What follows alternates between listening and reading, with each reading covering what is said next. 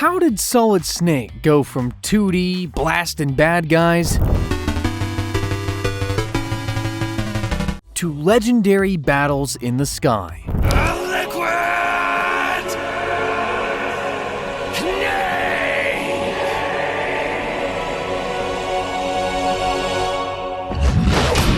Well, it took 3 decades, 17 games, 1 legendary creator, and 1 very messy breakup with Konami. From Hideo Kojima's 1987 MSX2 stealth experiments that invented an entire game, to the franchise's most unfinished masterpiece, Metal Gear forever changed gaming. So today, we're going to cover the entire story of Metal Gear, basically recapping all the games up until this point. Every single game, every Snake, and every Metal Gear. So put your cardboard boxes on, folks. This is going to be one hell of a codec call.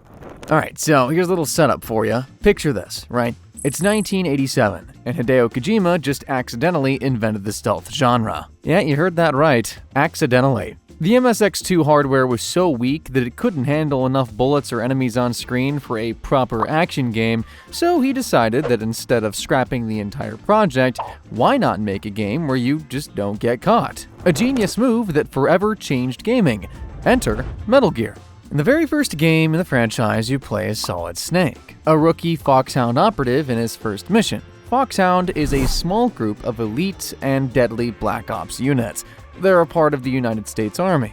Guys you certainly don't want to mess with. Your job is to infiltrate a fortress called Outer Heaven, rescue some hostages, and destroy a nuclear-armed walking battle tank called Metal Gear. So as you're probably already imagining, that most certainly is not going to be easy.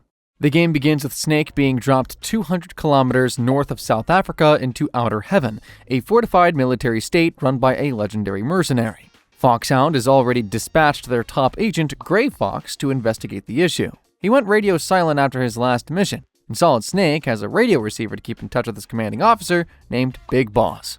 Snake makes his way and rescues the local resistance, Schneider, Diane, and Jennifer. After rescuing them, they give him crucial intel as he sneaks through the massive buildings filled with security guards, cameras, and electrified doors.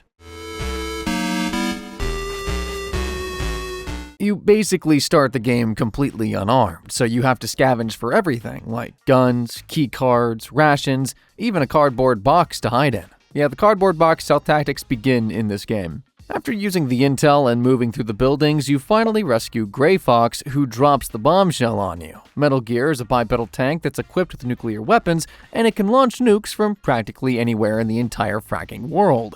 Outer Heaven plans to use it to become a global superpower. Your mission is now to stop Metal Gear.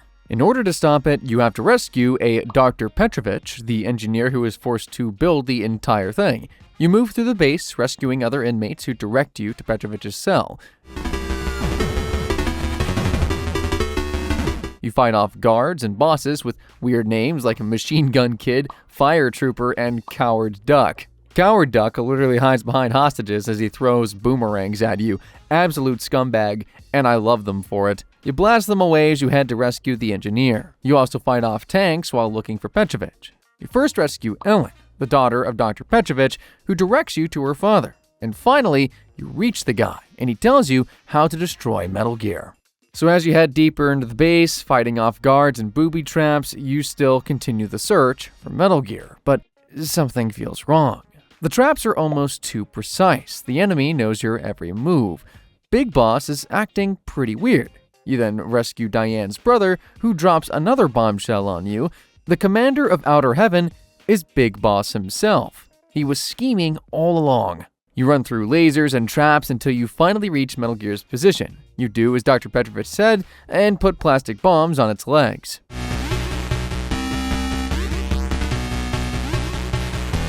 Metal Gear then explodes into ashes. Seems like the mission's complete. It can't be that easy, can it? After killing Metal Gear, you get intel that someone has switched on Outer Heaven's self-destruct feature and you need to evacuate now. Immediately after, you meet up with Big Boss, who identifies himself as the commander of Foxhound. He's been using his position to steal military intelligence, build his own army, and fund his rogue nation. He sent you in hoping you would fail and get captured so he could feed misinformation back to command. Seems he underestimated you terribly. You begin fighting Big Boss, finally defeat him, and then quickly escape out of the base just in time before the whole place explodes behind you like Rambo in his prime. So you radio in that you've successfully finished the mission and are returning back. Seriously, huge hats off to Metal Gear, which kicked off one of gaming's most insane franchise. A rookie agent, a legendary betrayal, and a walking nuclear tank. So, 4 years after destroying Metal Gear and barely escaping outer heaven with his life, Solid Snake retired. He finally rests to watch the sunrise on a grateful universe.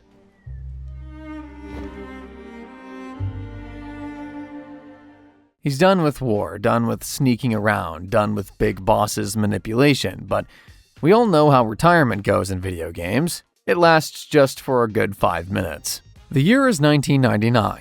The Cold War is over and nuclear disarmament is happening worldwide. Things are looking pretty peaceful at the moment, and then global oil runs out completely. The world is facing an energy crisis that makes gas stations look like a spa day. Allow me to introduce you to Dr. Keo Marv, a Czech scientist who bioengineered Oilex, an algae that produces petroleum-grade oil with minimal effort. This seems to have solved the global oil shortage problem, right?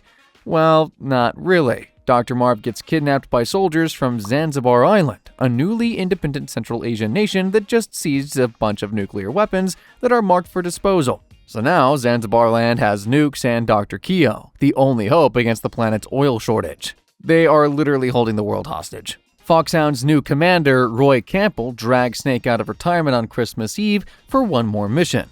Rescue Dr. Marv, destroy the new Metal Gear, and stop Zanzibar Land from achieving their evil world domination plan. The game begins with Snake free climbing into Zanzibar Land's fortress. Campbell gives him the basics. Dr. Marv has a transmitter in his tooth that shows up as a red dot on radar. Also, Snake has a real radar now, a 3x3 grid that shows him enemy positions. A nice upgrade from the first game.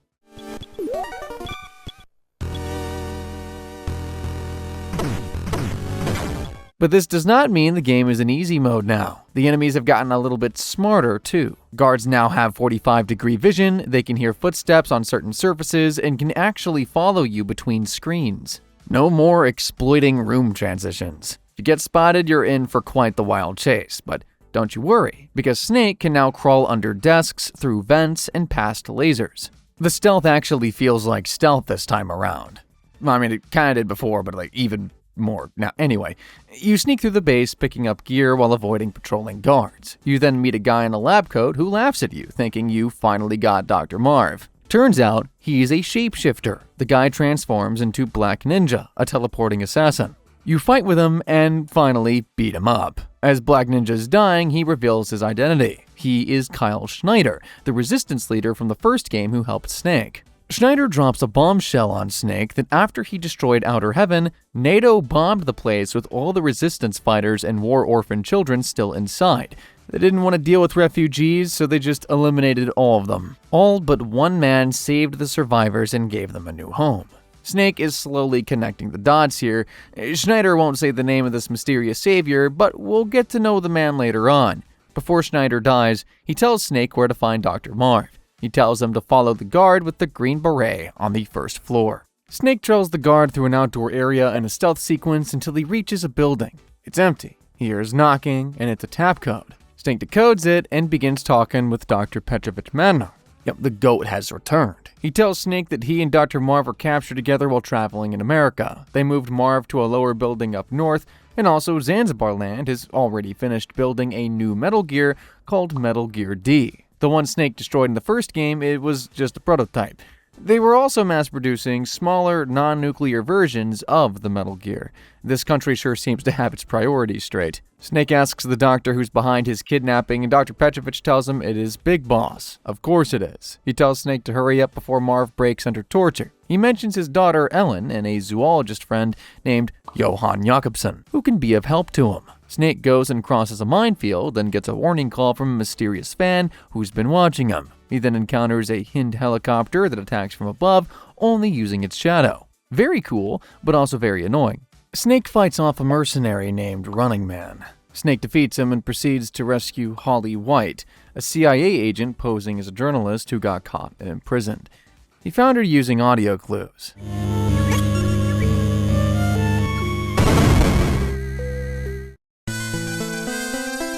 After getting rescued, she tells Snake that Dr. Marv sent a carrier pigeon with a message, but it flew up the elevator shaft. So Snake needs to find a bird in enemy territory. He finds the pigeon room and there is some lovely bird music playing. Jakobsen tells Snake to use bait to catch the bird. Snake uses beans and manages to catch the greedy sucker. He takes the piece of paper tied to the pigeon's leg and opens the message. It's in code. So Snake calls Dr. Petrovich, who suggests contacting Gustava Hefner, an STB agent, aka Czech Secret Police, who is protecting Dr. Marv and speaks the language. Snake hides in the women's restroom until a female soldier arrives. Her name is Itza Gustava. She translates the coded message, which says that Marv is safe in a prison across a larger crevice to the north. Gustava suggests they use a shortcut to the old sewers. Smart move. Snake, Gustava, and Dr. Petrovich Madnar travel through the sewers together. They rest for a bit, and Madnar leaves for business. Kinda strange. Snake Gustava bond though, and she talks about her mother being haunted by a war. She also talks about her former lover Frank Hunter, a Western man whom she loved deeply. She couldn't follow him because she was denied entry to the West. They were separated, and she just never saw him again. Madnar returns, and Snake is really suspicious of him at this point. They walk until they reach a bridge that can only hold one person at a time. Madnar volunteers to go first because he's old and manages to cross to the other side successfully. Gustav goes next, she reaches the middle and tells Snake that it's safe. And then the worst happens.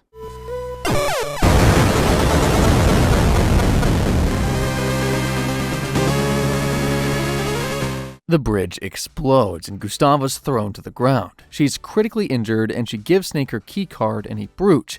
Just like that, Gustava dies in Snake's arms. Metal Gear D appears piloted by Gray Fox, and he takes Madnar captive and tells Snake to head home. And he really thinks Snake will agree to go back home and forfeit the mission, but no, he's sorely mistaken. Snake talks to Holly, who suggests he use a hang glider from a veranda to cross the gap. Snake goes to find it, but as soon as he's in an elevator, he fights off the Four Horsemen, a group of assassins who've been sent to kill him by Gray Fox. He defeats them and finally finds the glider. He makes an epic glide across the destroyed bridge to the other side. Now on the other side, he fights Jungle Evil, a guerrilla warfare expert who pops in and out of the bush, and Snake defeats him pretty easily. He continues sneaking around until he comes across Night Fright, an invisible assassin using a stealth suit. Snake uses audio cues to track him down and kill him. At last, he finally reaches Dr. Marv's cell. Madnar is already there, and unfortunately Marv is dead. He was strangled. This is getting really suspicious, and moments later, Holly calls Snake with more intel. She tells Snake that Madnar was ostracized by the scientific community after Outer Heaven. He became a double agent, helping Zanzibar land in exchange for finishing his Metal Gear work. He's also responsible for killing Dr. Marv when he refused to share the Oilix formula. He also killed Gustava. Madnar goes full villain mode and attacks Snake. And this old man is pretty strong. Snake uses multiple RC missiles to get Madnar off of him, and he finally defeats him. Before dying, Madnar tells Snake how to kill Metal Gear D by bombing its thin legs. Snake meets up with the kid who tells him about Gustava's brooch and how it changes its shape when placed in a sauna or freezer. Madnar activates a trap and the floor drops out. Snake falls into Metal Gear D's lair. Gray Fox pilots Metal Gear D in a boss fight. Snake uses grenades on the legs, the final gift of knowledge Madnar offered him before he died, and Metal Gear D is finally destroyed. Afterwards, he fights Gray Fox in an epic hand-to-hand combat sequence, and yeah, Snake obviously wins.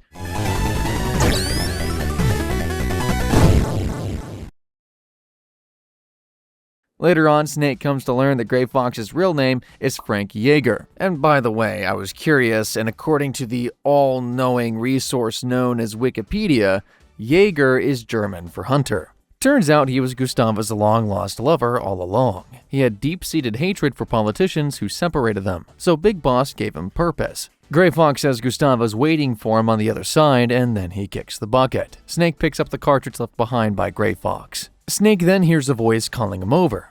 It's Big Boss. He monologues about how soldiers like him are doomed to die on the battlefield. War is all they know, nothing more. Snake counters his argument by saying that he loves life and wants freedom from the nightmares. Big Boss and Snake begin their final battle. Snake makes an improvised flamethrower and burns Big Boss alive. Then Big Boss promptly explodes and dies. After that, Holly shows up in a guard uniform and scares the living daylights out of Snake. She gives him a weapon and they begin fighting off guards as they wait for extraction at the rendezvous point. They finally reach the point and the chopper arrives. Charlie, the pilot, saves them and flies off into the sunset. Mission successful, and Big Boss is no more. And that's Metal Gear 2 Solid Snake, the game that laid the groundwork for Metal Gear's structure. Bathroom meetings, minefield fistfights, codec calls, and betrayals, all of it started here. 6 years after Snake defeated Big Boss and escaped Zanzibar land in flames, he did what any traumatized veteran would want to do: retire peacefully. He lived in Alaska, living his life, done with world-saving activities. Then his old commanding officer, Colonel Roy Campbell, shows up like, "Hey buddy, just one more mission, don't worry about it." And of course he accepts. You're to investigate whether or not the terrorists have the ability to make a nuclear strike. And stop them if they do.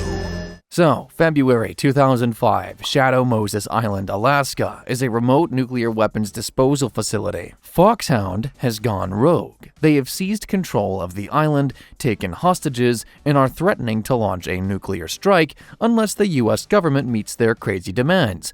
$1 billion in the remains of Big Boss. Snake, we can't hand over his body. It's more strategically important than any weapon of mass destruction. The rogue Foxhound unit is led by Liquid Snake, who keeps calling Snake brother over the radio. They're also threatening to use Metal Gear Rex, a massive bipedal nuclear mech that can launch nukes from anywhere and is completely undetectable by radar. Snake gets dragged out of retirement to do a solo infiltration mission to neutralize the threat, save the hostages, and stop the nuke launch. Just a normal Tuesday for our guy Snake. Oh, and this game actually has cinematic cutscenes with voice acting and a story so convoluted that it makes time travel look simple.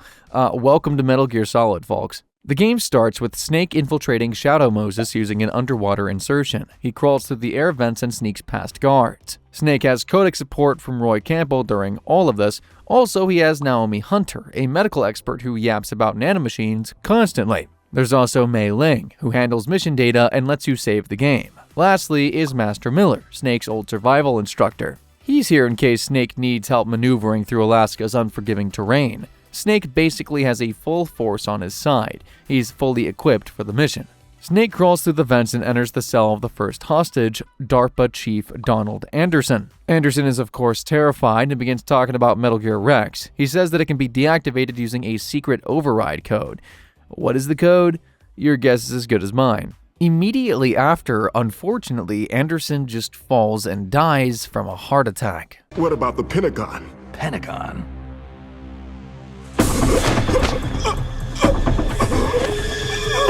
What is it?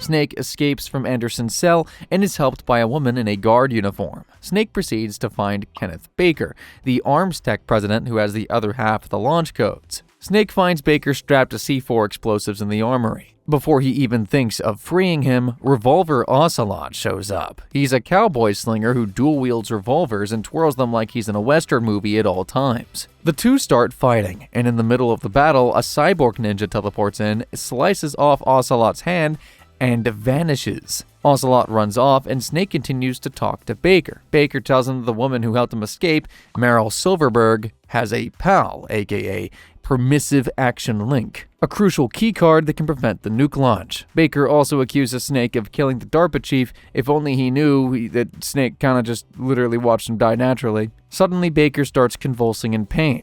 And then he also dies of a heart attack right in front of Snake. What did you do to me? Oh, no! Oh, no, it can't be! Those Pentagon bastards! So, they actually went and did it! What are you talking about? They're just using you for... 2 hostages, 2 heart attacks. Something is definitely going on. Snake contacts Meryl over the codec. She tells Snake everything and agrees to meet him in the warhead disposal area, but first Snake needs to contact Dr. Hal Otakon Emmerich, the designer of Metal Gear Rex. On the way, Snake gets a mysterious codec call from someone named Deep Throat who warns him about a tank ambush. They then say that he's one of Snake's fans and then dips. Afterwards, a large tank appears in front of him mounted by Vulcan Raven, a large Alaskan shaman. Snake fights him off and finally defeats him. The tank blows up into flames, Vulcan survives, and vows to meet Snake again in battle. Snake moves deeper into the base and finds Otacon cowering in his lab.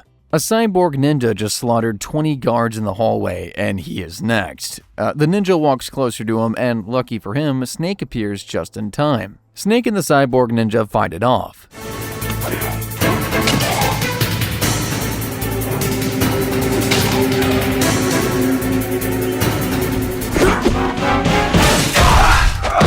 During the fight, Snake realizes something. The cyborg ninja, who is heavily bent on getting revenge on Snake, is actually Gray Fox. He radios Campbell and tells him that Gray Fox is still alive. Naomi confirms it by telling him that Fox was revived and turned into a cybergenetic weapon. He's not himself anymore, he's unstable and mindless, like a robot. Snake then talks to Otacon about Metal Gear. The scientist is shocked to hear that his project is being used to launch nukes, and he agrees to help Snake destroy it. Snake goes to meet Meryl and gets the PAL card. As they head out, Psycho Mantis, a psychotic Foxhound member, possesses Meryl and makes her point a gun at Snake. Snake disarms Meryl and knocks her out. Now Snake remains with Psycho Mantis and begins fighting with him. And the cool thing about this boss fight is that it'll read the memory in your memory card on the PS2, because it was on the PS2, and it'll make references to past games that you've played based on the save data that's on the memory card. But anyway, Mantis uses Meryl again to fight Snake, but Snake knocks her out, and after an intense battle, he defeats Psycho Mantis. As he's dying on the ground, Mantis decides to use his last breath to help Snake and Meryl by giving them the direction to where Metal Gear Rex is. I wasn't able to read the future. A strong man doesn't need to read the future.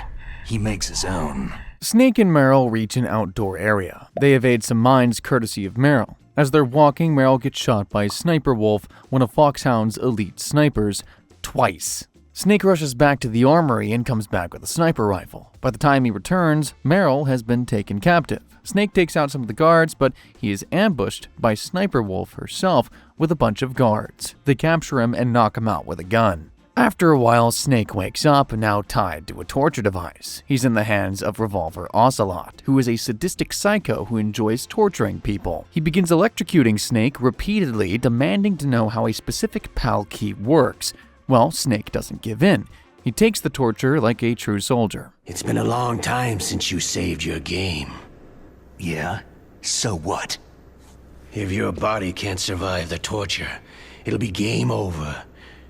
You really want to travel down that long road again? Come on, I won't tell. Why don't you just give up? After Ocelot leaves, Snake is taken to a cell. Next to him lies the rotten corpse of the DARPA chief. The body is covered in maggots, clearly has been dead for days. And this is quite shocking since he saw the chief dying hours ago. Otacon comes to his aid and helps him escape. Snake uses the oldest tactic in the book, using ketchup as fake blood, to trick the guard into thinking he's dead. The guard opens the cell, and Snake knocks him out, and just walks. Snake climbs out the communication tower with guards chasing him up 50 flights of stairs. He takes them out until he finally reaches the rooftop. On the rooftop, Liquid Snake is waiting for him. He's riding a Hind D helicopter. He fights Snake, calling him brother, again, something that annoys the hell out of Snake, and Snake finally defeats him, and Liquid's helicopter comes crashing down.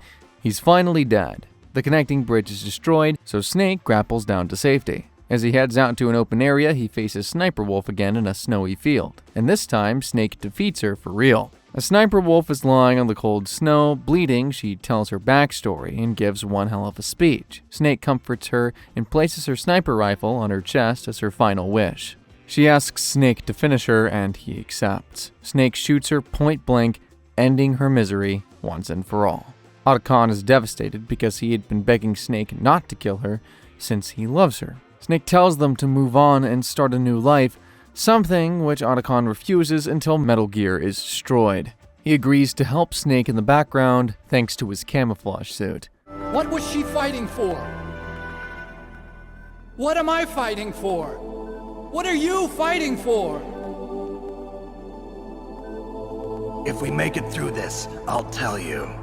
Snake continues with his mission, fighting off guard as he progresses to the location of Metal Gear. Meanwhile, Snake receives a call from Master Miller about how Naomi is lying about her backstory. This makes Snake even more suspicious of her. Snake enters a frozen storage area and Vulcan appears in front of him, eager for a rematch. He's surrounded by his crows as well as a large minigun and begins blasting at Snake. Of course, Snake manages to defeat him, and as he's bleeding out, he reveals to Snake that the man he saw die at the cell was not the DARPA chief. He was Decoy Octopus, a master of disguise who copies his subjects by draining their entire blood from their bodies. Snake inquires more, but Vulcan tells him he has spoken enough. He dies, and his crows feed on his corpse, leaving behind the minigun. Such a poetic death. Snake reaches the underground hangar where Metal Gear Rex is stored. This is it. This is the moment the whole game has been building towards. Snake sneaks in and finds Liquid and Ocelot talking. Liquid is not dead after all. He gets a radio call from Miller who tells him that Naomi is indeed a spy, and the Colonel confirms her arrest and detainment. And then Naomi calls Snake and confesses everything. She hates the guts out of Snake because he killed her brother Frank Yeager, aka Gray Fox, years ago. She and Gray Fox had taken care of each other since childhood, and she never forgave him for taking her brother's life. She therefore went ahead and injected Snake with Fox Dye, a bioweapon that causes targeted heart attacks on contact. That's why the DARPA chief and Kenneth Baker died. Fox Dye killed them when they got into contact with Snake. She also says that Fox Dye was part of the operation, meaning everyone knew except him. The government sent in Snake as a bioweapon to eliminate Foxhound and retrieve Rex undamaged. Their conversation is cut short after, and of course Snake is angry at the Colonel and demands more information. Snake proceeds to deactivate Rex, and it activates instead, leaving Snake in shock. The nukes are ready for launch. Snake receives a call from Master Miller, except this time it's not Miller, it's Liquid Snake. He's been impersonating Miller the whole time. You've been talking to me, dear brother. Liquid, how the... You've served your purpose. You may die now. Liquid spills the whole truth. Snake and Liquid are twin brothers. They are both clones of Big Boss created in the 1970s through a government program to replicate the Ultimate Soldier. Snake got the good dominant genes, while Liquid got the bad, flawed, recessive ones. He tells Snake about his desire for revenge and killing him. They finally meet up, and Liquid tells him more while standing next to Metal Gear Rex. Liquid hops on Metal Gear Rex and attacks Snake with it. In the middle of the battle, Gray Fox appears in his cyborg ninja suit. He reveals to Snake that he was Deep Throat, the mysterious caller who was giving him hints. He offers to help Snake in fighting Metal Gear Rex, giving Snake an opening to take Rex out. The Rex traps Gray Fox with its big metallic claw-like hands and crushes him to death. Snake, we're not tools of the government or anyone else. Fighting was the only thing I was good at. But at least, I always fought for what I believed in. Snake, farewell. Snake continues battling Rex and finally manages to defeat it. Liquid survives. Again. He tells Snake about the government project that was responsible for producing them. He also produces Meryl, who is, luckily, still alive. Snake radios the Colonel, who gets arrested mid-call, and is replaced by the Secretary of Defense, Jim Houseman. Lucky for Snake, the Colonel had already told him the Pentagon's plans to bomb the place after discovering that Metal Gear had been destroyed. Jim tells Snake that the bombs are on their way and wishes him the best. Liquid unties Snake and tells him to fight to the death. They engage in hand-to-hand combat, and finally, Liquid is thrown down a deep crater and dies. For good this time. Hopefully. Snake rushes to Meryl and wakes her up. She's glad that they're both alive. Snake and Meryl find a route to escape. They board a gun-mounted jeep and fight their way outside, and then someone begins following them from behind. It's Liquid. Again. They crash outside the base. Liquid's still alive after the crash. He gets up, walks towards Snake and Meryl, who are stuck in the overturned jeep. Liquid points a gun at Snake. Suddenly, he falls and dies. Turns out, he was killed by Fox Dye. Well, that just happened to work out now, didn't it? Are you okay? Colonel, what happened? The Secretary of Defense has been arrested. Snake radios Colonel Campbell, who tells him that Jim has been arrested and he has managed to call off the strike meant to destroy evidence of the operation. He also faked Snake's death so the government could stop hunting him. Naomi comes on the call and tells Snake that Foxdie will eventually kill him, so he has an undetermined time left. Snake and Merrill find a snowmobile and ride off into the sunset, talking about genes and the meaning of life. These two are in some serious love. In the post-credits of the game, we hear a phone call between Ocelot and the US president. Turns out Ocelot was a double agent the whole time, and his real mission was to steal Baker's disc with Metal Gear specs. And also, the president is the third clone of Big Boss. And that's Metal Gear Solid, the game that proved video games could tell cinematic stories, popularize stealth gameplay, and make everyone obsessed about machines, clones, and the military complex. So, going into Metal Gear Solid 2, Sons of Liberty, Solid Snake has not been involved in any government work for 2 years. He and Otacon decide to form Philanthropy, a non-profit group dedicated to exposing and destroying Metal Gears worldwide. They have no funding or any official backing, just 2 guys with a noble cause. Everything going okay? The stealth camo's busted. Landing impact. We must have overused it. Sorry, but you're gonna have to deal with it. You're not in the military anymore. Right. I didn't plan on relying on this gadget anyway. They then get intel from an anonymous source that there is a new Metal Gear prototype being transported on a tanker in the Hudson River. Its name is Metal Gear Ray. It's an amphibious model that can go underwater and hunt down other Metal Gears. A huge upgrade from the last one, by a whole lot. And its function is to stop rogue Metal Gears. Quite ironic. Snake's mission is to infiltrate the tanker, photograph Ray, upload the data, and expose the whole operation to the world. I would say it looks very easy and simple, but this is Metal Gear. Nothing is ever simple. Snake boards the tanker while disguised as a Marine. Everything seems fine until Russian mercenaries led by Sergei Gorlukovich storm the ship and start killing everyone. Snake corners Olga Gorlukovich, Sergei's daughter, who's on the tanker against her father's wishes. He fights with her and manages to tranquilize her. The ship appears to be under their control. The men have Russian gear, but I haven't been able to find out anything else about their origin. I know who they are. You do? We've ID'd the old man, Who is he? Sergei Gorlukovich. Gorlukovich, one of Ocelot's allies. Snake proceeds to sneak into the cargo hold where the Marines are gathered for a presentation about Metal Gear Ray. He secretly takes photos and sends them to Otacon. The mission is almost complete. Almost. Then Revolver Ocelot shows up. Dude's back, and he gives a little speech and turns on Sergei. These two were supposed to steal Ray together as a team, but guess who decides to turn on his friend? I mean, I already told you.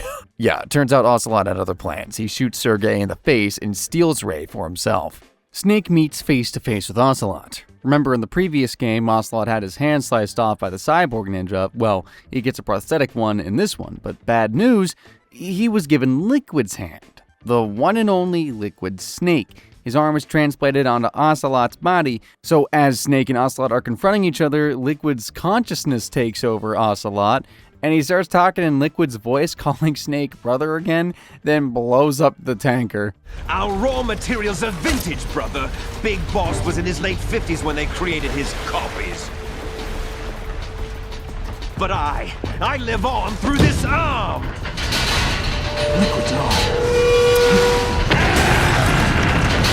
He gets in Metal Gear Ray and escapes with it, and Snake is sinking into the water with Otacon screaming his name in the background. The world blames Solid Snake for the terrorist attack, and he is declared dead.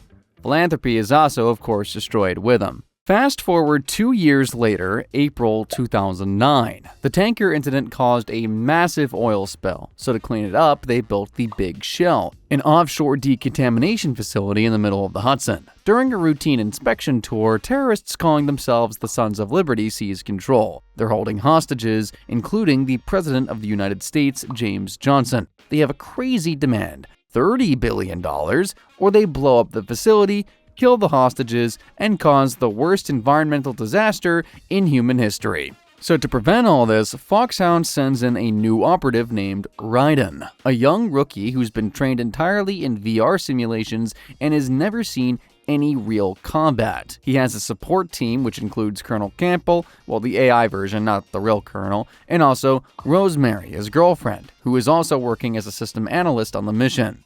They are there to give Raiden all the help he needs throughout his mission. Raiden infiltrates the base underwater. He immediately sees someone ahead of him taking out guards. Raiden proceeds to find the Alpha team slaughtered.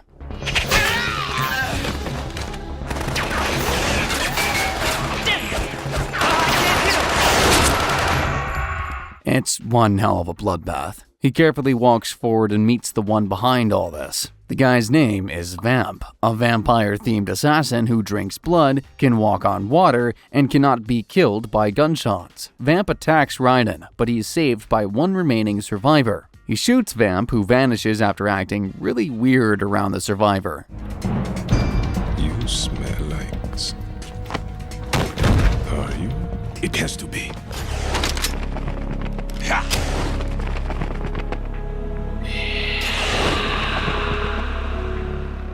The SEAL team member identifies himself as Itakoi Pliskin. He tells Raiden that Vamp is a member of the Dead Cell, an anti-terrorist unit that went rogue. Outside, Raiden comes face to face with Fortune, another Dead Cell member who cannot be shot. Bullets are literally curving around her as though she is Trinity from the Matrix movie. So yeah, she's got like psychic powers or advanced tech or something. She blasts the soldiers with her big gun. Afterwards, Raiden continues sneaking until he meets up with Peter Stillman, a well-known bomb disposal expert. Raiden had received intel that there were C4 bombs planted throughout the facility. A bomb expert named Fat Man is threatening to detonate them and sink the big shell. Turns out Fat Man was the student of Peter Stillman. They will need his help to defuse the bombs. Stillman gives them a brief tutorial on how to defuse a C4 bomb. Raiden teams up with Pliskin to defuse the many bombs hidden by Fat Man. Stillman also helps in defusing the bombs by freezing them, and as they continue defusing bombs, Stillman makes an error and gets outsmarted by Fat Man. A bomb detonates next to him, and he does not make it. Fat Man also outsmarted everyone else. Turns out that by defusing the smaller bombs, the bigger bombs got activated in the process. What's going on? The detonator just woke up. It's counting down. What happened? The big ones were rigged to be activated when all the baby C4s went offline. Something even Stillman didn't anticipate. Raiden manages to defuse the large bomb, and he's given new instructions. Find the president. On the way, he meets Fortune, and they begin fighting. Vamp appears, and Raiden kills him with a headshot. Fortune is begging to die since nothing can kill her. He leaves Fortune holding Vamp's dead body, wishing it was her who died. And then, the unexpected happens. Yeah, so turns out Vamp also can't die. Maybe it was a tad expected. Raiden heads to the rooftop and defuses the bomb on Shell 1. Shell 1 is one of the major hexagonal units that make up the Big Shell facility. Fat Man appears and they begin fighting. Raiden defeats Fat Man, but he has one last trick up his sleeve. He leaves behind one last bomb that Raiden has to find and defuse. He does that just in time. And after defusing said bomb, the cyborg ninja appears in front of him. Neither enemy nor friend. Just a messenger from the Lalilulelo. The ninja tells Raiden to find Richard Ames among the hostages. He has a pacemaker, so Raiden will have to listen to a directional microphone to listen for heartbeats until they find the right one. The ninja also gives a guard uniform to avoid being detected.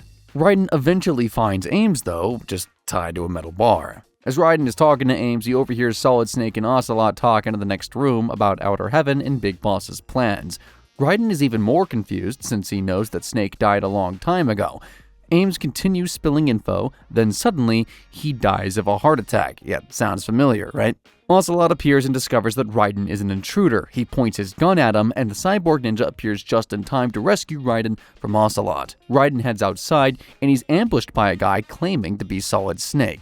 Pliskin is aboard a helicopter and screams that it's not Solid Snake. This guy is named Solidus Snake. He's the third Big Boss clone. Pliskin shoots Solidus and he falls. He lands on a Harrier jet and gets on it. Raiden and Pliskin fight the Harrier jet using Stinger missiles. They finally shoot it down, but this happens. There's something coming up!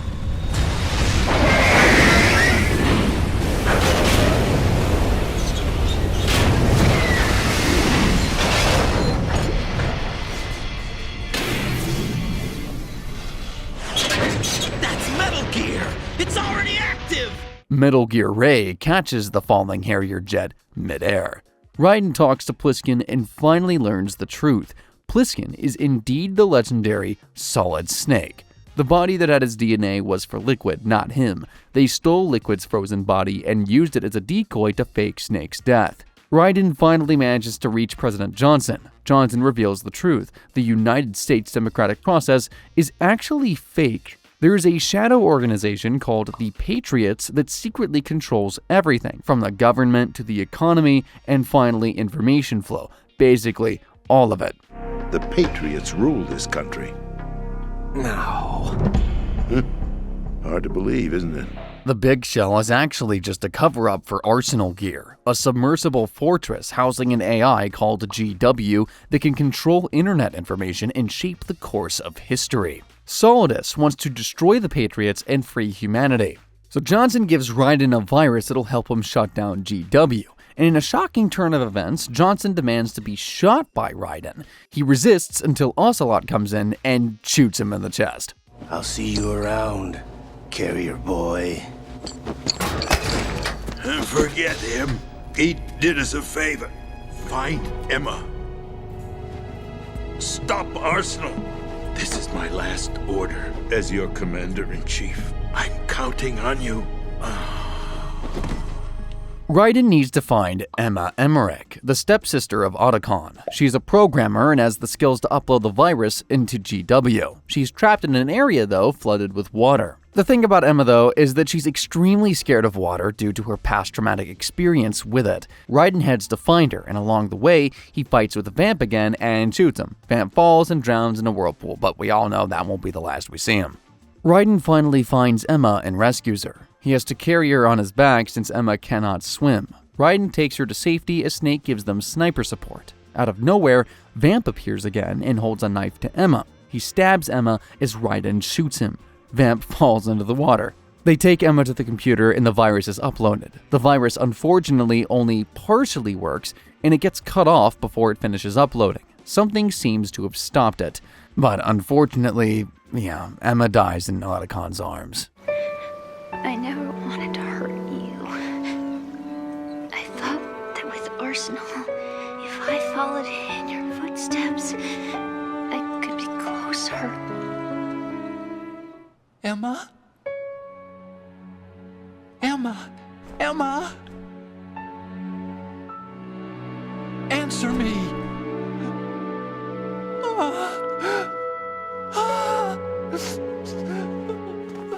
While Otacon is trying to cope with the loss of his sister, Snake and Raiden get ambushed by the cyborg ninja. The ninja reveals her identity for the first time. She is Olga Gurlukovich. She electrocutes Raiden and captures him. Raiden wakes up completely naked in a torture chamber with Solidus and Ocelot. Olga comes to his rescue and frees him, though. She'd been undercover the whole time, trying to look like the bad guy. He radios Colonel and begins to notice something pretty weird. Colonel and Rose are talking in gibberish over codec, spouting some random facts. They're also repeating themselves and glitching out strangely. Raiden, turn the game console off right now. What did you say? Don't worry, it's a game. It's a game just like usual. You'll ruin your eyes playing so close to the TV. What are you talking about? Raiden's sneaking around butt naked when he finally meets Snake, who gives him his gear back. He's also given a sword, the same one Olga used as a ninja. Snake confesses to using him as bait to enter Arsenal Gear. Otacon investigates the Colonel issue and drops a bombshell on Raiden. This game has a real soft spot for bombshells. Otacon tells Raiden that the Colonel is not a real person. He's an AI construct inside GW. Same as Rose. They've all been fake all along, and this is because of Emma's virus. It's working through the system, causing the AIs to malfunction. Another bombshell is that Raiden's entire mission was orchestrated by the Patriots. Nothing was real the entire time. Snake, what's happening around here? I don't know. What I do know is that you're standing right here in front of me. Not an illusion. Flesh and blood. Huh? It's your call. You can drop this if you want. No, I can't do that. Let's go. As Raiden and Snake are taking out the guards along the way, Fortune appears and is hell-bent on getting revenge on Snake for killing their father. Truth is, he didn't actually kill him, but anyway, Snake tells Raiden to go and leave him to deal with Fortune. They shoot at each other as Raiden climbs up the stairs. He reaches an arena and is surrounded by dozens of Metal Gear Rays. Solidus appears and explains the truth to him. He talks about the S3 plan, Solid Snake Simulation. The entire Big Shell incident was specifically designed to turn Raiden into the perfect soldier by recreating the Shadow Moses scenario. Every detail was an exact mirror of Snake's mission 2 years ago. He keeps dropping truths to Raiden and forces him to fight the Rays. He fights the machines bravely, and he soon realizes that the Rays are too many to take them all by himself. He's on the brink of giving up. As the Rays close in on him, Olga swoops in and takes a bullet for him. Literally, Solidus shoots Olga dead. Moments after, the Rays start glitching and shutting down. What's going on? What's wrong with it? AI, GW, it's out of control. What? Emma's virus is fully activated, and the Rays are no match for that. They shut down one by one, angering the hell out of Solidus. Snake is then brought in by Fortune in cuffs. Ocelot and Solidus are there as well. Then Ocelot reveals everything to them. He is the Patriots' agent all along. Everything was part of their script. Ocelot taunts Fortune by saying her powers were fake, just Patriot technology deflecting bullets. She was not special at all. Fortune tries shooting Ocelot, but the bullets get deflected because he's wearing the same tech that Fortune had. It was all staged by the Patriots.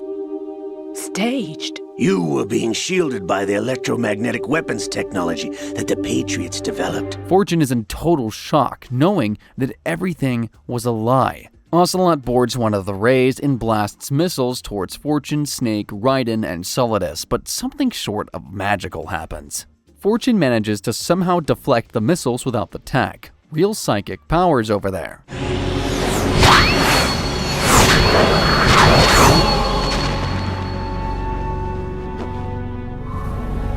She is Lady Luck. Everyone's confused, especially our old man Ocelot. Fortune says her real name and falls down dead. Ocelot tries shooting more missiles, but his arms start going crazy again. Liquid takes over Ocelot and says he's going to hunt down the Patriots using Ocelot's knowledge and the stolen ray. He jumps into the ocean and Snake jumps after him. Arsenal gear loses control and crashes into Manhattan. Raiden and Solidus appear on the streets of New York. Shortly afterwards, the AI Colonel and Rose appear on the Kodak. They're not GW. GW was destroyed. They are a different Patriot AI. They explain everything to Raiden. They tell him that the S3 plan wasn't a Solid Snake simulation, it was selection for societal sanity. It was a test to see how the Patriots could control society by manipulating information. The digital age makes it easier than ever before to bury the truth under lies, rumors, and bias. The Patriots want to filter information and control what people believe to guide society towards sanity. They give Raiden orders. Kill Solidus, or they will kill Olga's child and Rose, who apparently is real. So, Jack the Ripper, will it be Solidus, the Patriots' creation, or you, Solidus's creation? Our beloved monsters, enjoy yourselves. Solidus begins rage-baiting Raiden by telling him he was the one who killed his parents. This angers Raiden as intended. Solidus throws him a sword and he draws his own 2 swords. They battle it out in an epic showdown.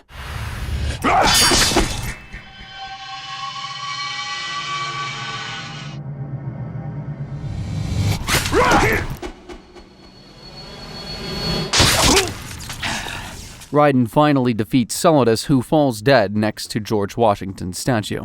Snake appears and tells Raiden that he and Otacon are going to find the Patriots using the data hidden in the GW virus disk. Afterwards, Rose shows up. She is real and pregnant with Raiden's child. Raiden decides to live for himself, not for the Patriots or anyone else. Otacon radios Snake and tells him that the Patriot leaders from the GW data have all been dead for 100 years.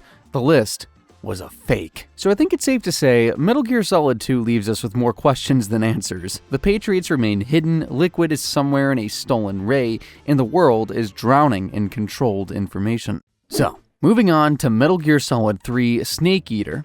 Forget about Shadow Moses, forget Arsenal gear, and forget the Patriots controlling the digital age, okay? We're going back. Way back to 1964, during the Cold War in the Soviet jungle. There's no advanced tech, no nanomachine sun, and no codec AI nonsense. It's just one man, a jungle, and the mission that started everything. Yeah, Metal Gear Solid 3 is a prequel to the entire series, the origin story of Big Boss, the legendary soldier whose DNA created Solid Snake, Liquid Snake, and Solidus Snake. Except he is not yet Big Boss. He is Naked Snake, a CIA operative working for a Black Ops unit called Fox. Just like Solid Snake, Naked Snake has his own support team for intel and communication. We have Major Zero, a British SAS commander running the operation, Paramedic, the one giving medical advice and will not shut up about movies, Sigint, the weapons expert, and the Boss, Snake's mentor, mother figure, and the woman who taught him everything he knows about being a soldier. His mission is called Virtuous Mission, rescuing a Soviet scientist Nikolai Stepanovich Sokolov, who is being forced to develop a nuclear-equipped supertank called the Shagohod. If the Soviets finish it, the Cold War is over and America loses. Looks like a very simple mission, just get in, grab Sokolov, get out. Except this is Metal Gear. Nothing will ever be that simple. I'm pretty sure I said that before anyway. You can't let the enemy know you're there. This is a stealth mission. You're a ghost, Snake, in every sense of the word. He needs to infiltrate Selinoyarsk, located in the Soviet mountains, to find and rescue Sokolov. He lands in the middle of the jungle and begins sneaking through the enemy territory using camouflage and CQC, that is, close quarters combat, a new hand-to-hand fighting system that lets him choke, interrogate, or slit enemy throats. He finally finds Sokolov in a research facility burning some documents. He's scared as all hell. But we've got no time for this. You have to get me out of here before they arrive.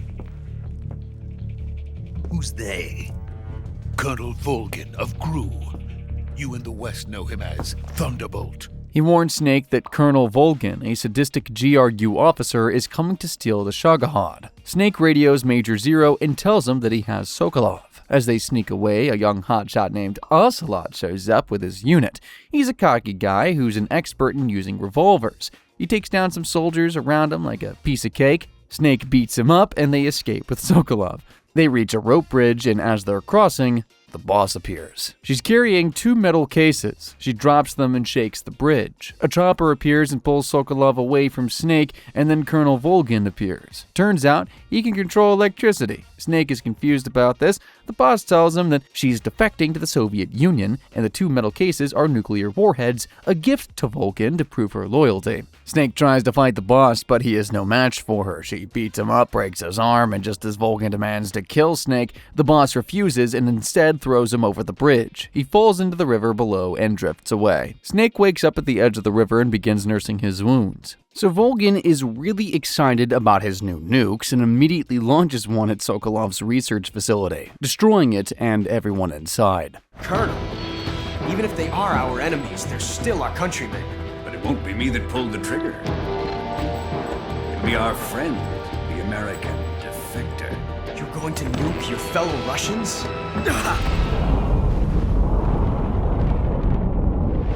The Soviets detect an American aircraft over the blast zone, and they're ready to retaliate with a full-scale nuclear war. 1 week later, Soviet Premier Khrushchev demands proof that the U.S. was not responsible for the blast. President Johnson agrees to prove America's innocence by eliminating the people who were responsible, the boss and Volgin. Snake's new mission, Operation Snake Eater, is a go. Rescue Sokolov, destroy the Shagohod, and kill the boss, his mentor, the woman who made him what he is today. Snake is redeployed back into the Soviet jungle. His arm is still broken. As he sneaks through the jungle, he sees a horse, and behind him, the boss. He fights her again, but he's no match for the boss this time around too. She gives him a warning that the next time they meet, she will kill him. She goes to meet a KGB insider codenamed Adam who infiltrated Volgin's ranks, but instead, he meets a beautiful blonde woman on a motorcycle who calls herself Eva.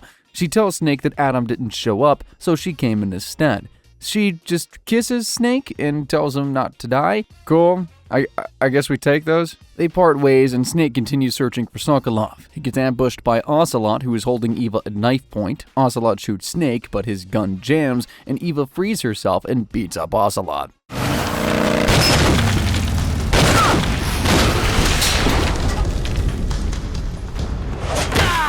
Ocelot walks away defeated, shouting that it's not over yet. Eva rides off, and Snake continues his search for the scientist. Along the way, he's ambushed by Ocelot again, They fight off, and they're soon separated by a large swarm of hornets. The Pain, one of the members of the Cobra unit, the elite Special Forces squad the boss is working with, has found them. The Pain controls hornets, basically. Ocelot runs away, and Snake falls into a cave and continues his mission. In the cave, Snake finally meets the Pain face to face. He's a creepy looking dude. They battle it out and Snake defeats him. The Pain explodes into bees when he dies. Snake reaches the lab and meets Alexander Granin, a Soviet scientist whose Metal Gear designs were rejected in favor of the Shagohod. He's a bitter, drunk old man. Granin tells Snake where to find Sokolov in Grozny Grad, Volgin's military fortress. He tells him about the hidden tunnels beneath the fortress that he can use to infiltrate. He also shows Snake the blueprints for a bipedal nuclear tank called Metal Gear. The game's iconic weapon was designed by a Soviet scientist out of spite. These bastards will live to regret this. And when they themselves become the targets of my creation, they will know my true greatness.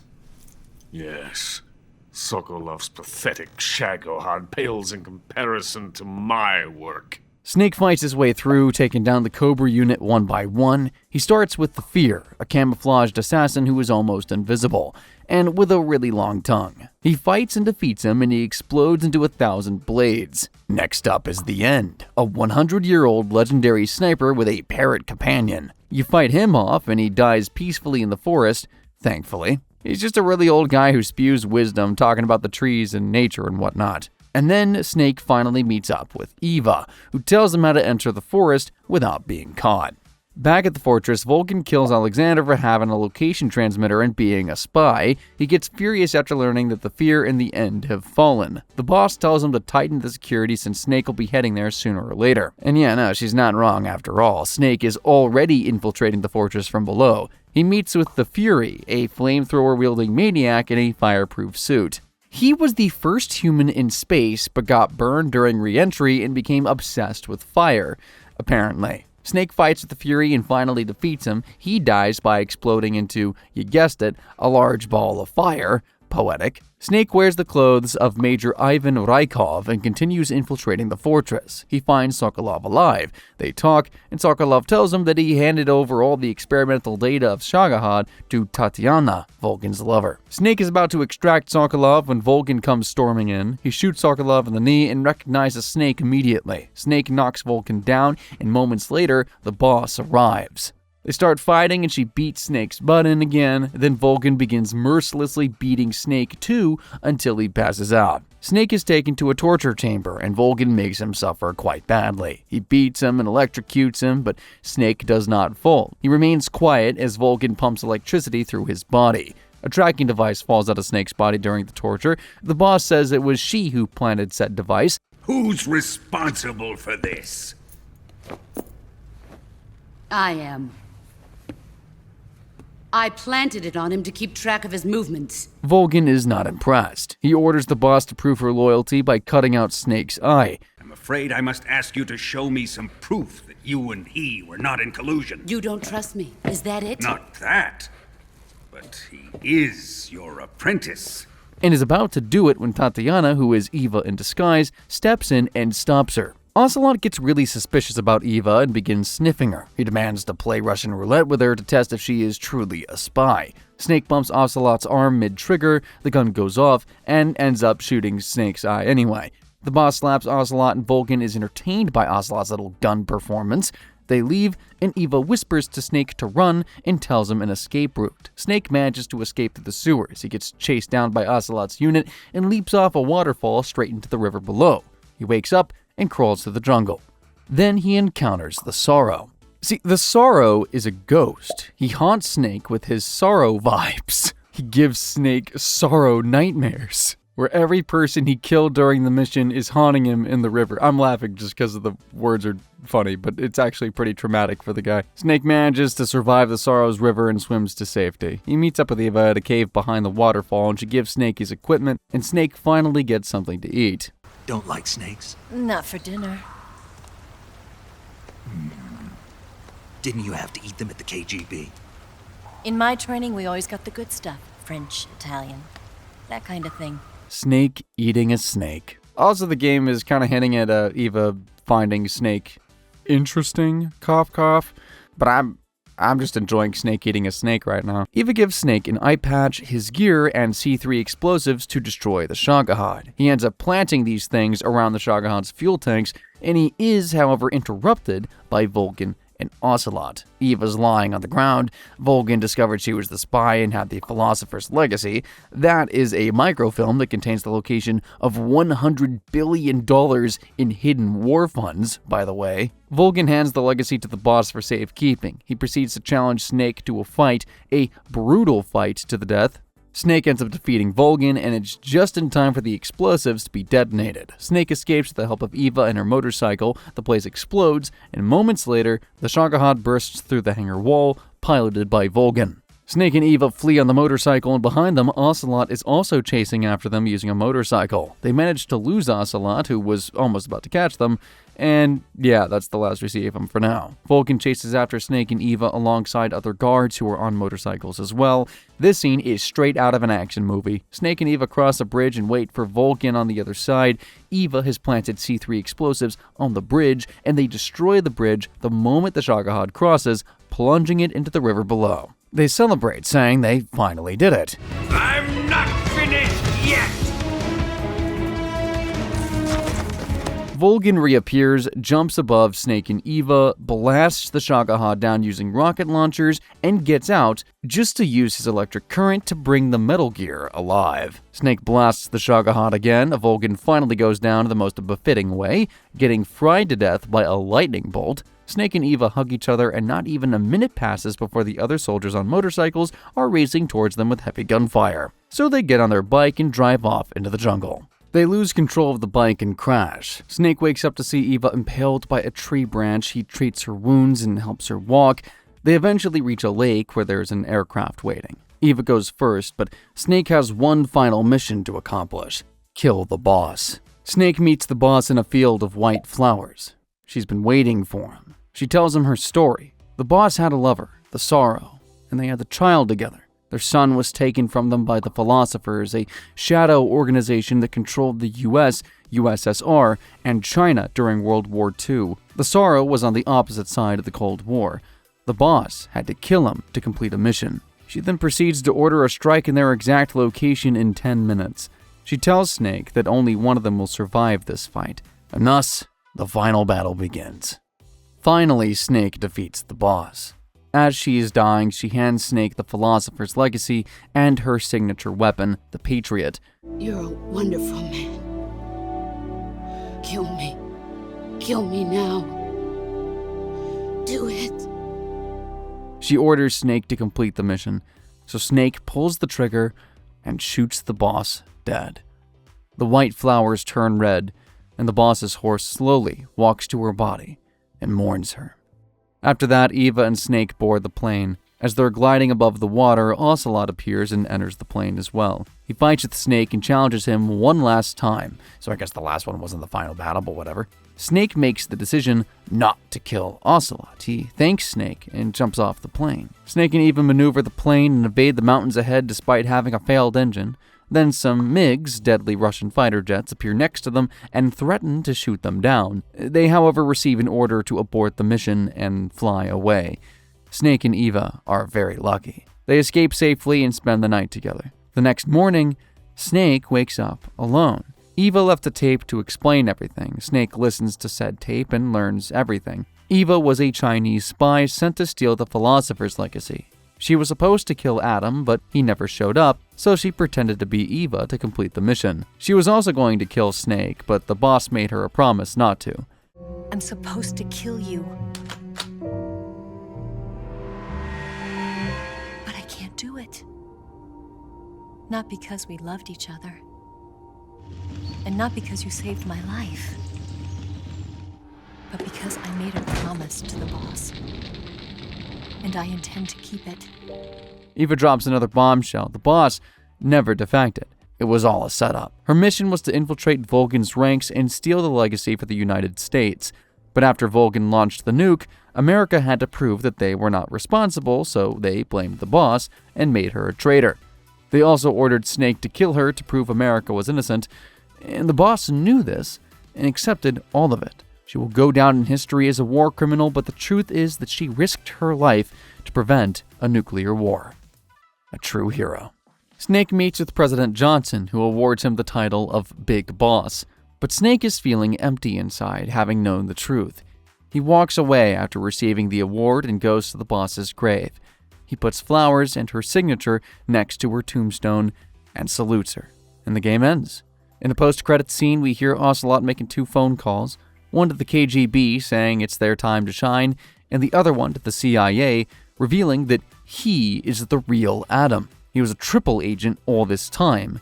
The microfilm Eva stole for China was a fake one, and the real one is in America's hands. Ocelot was working for the US all along. The secondary alert has been lifted as well. And the Soviets still haven't discovered my true identity. They have no idea that I've been triple-crossing them.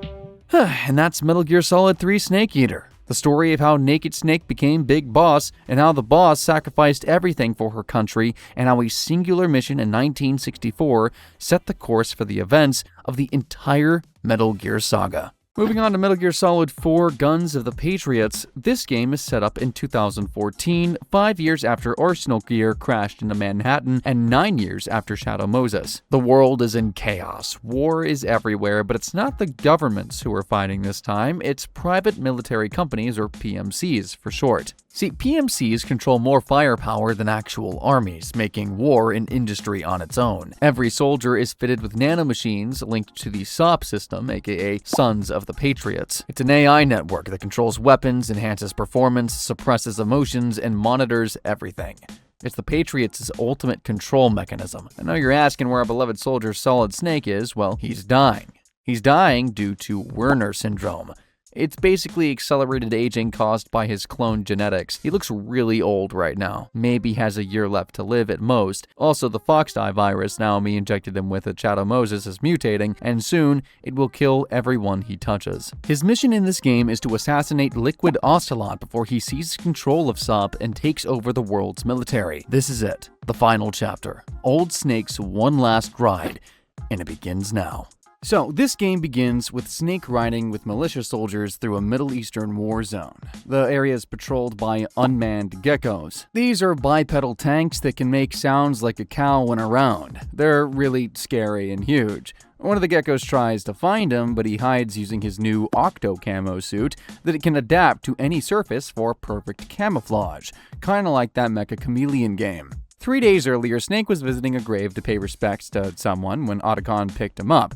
Colonel Campbell, who is now working with the UN, briefs Snake. Liquid Ocelot is launching an insurrection in the Middle East, and he needs to track him down and put an end to it. Snake infiltrates the war zone and meets with Dreben, an arms dealer who sells ID-free weapons. He injects Snake with suppressor nanomachines so he can actually fire modern guns. Smart move. He proceeds, sneaking through the war zone until he comes across Meryl. Yeah, that's Meryl. She's all grown up now and is commanding Rat Patrol Team 1, a PMC inspection unit. Meryl explains to Snake that Liquid has been in the same area for days with a female scientist. She doesn't know that Snake is here to assassinate Liquid. She's also mad at Campbell for being her biological father. They suddenly get ambushed after the location is accidentally revealed by one of Meryl's members named Akiba, who always seems to have stomach pain. Relatable, my friend. They are then attacked by Liquid's private army.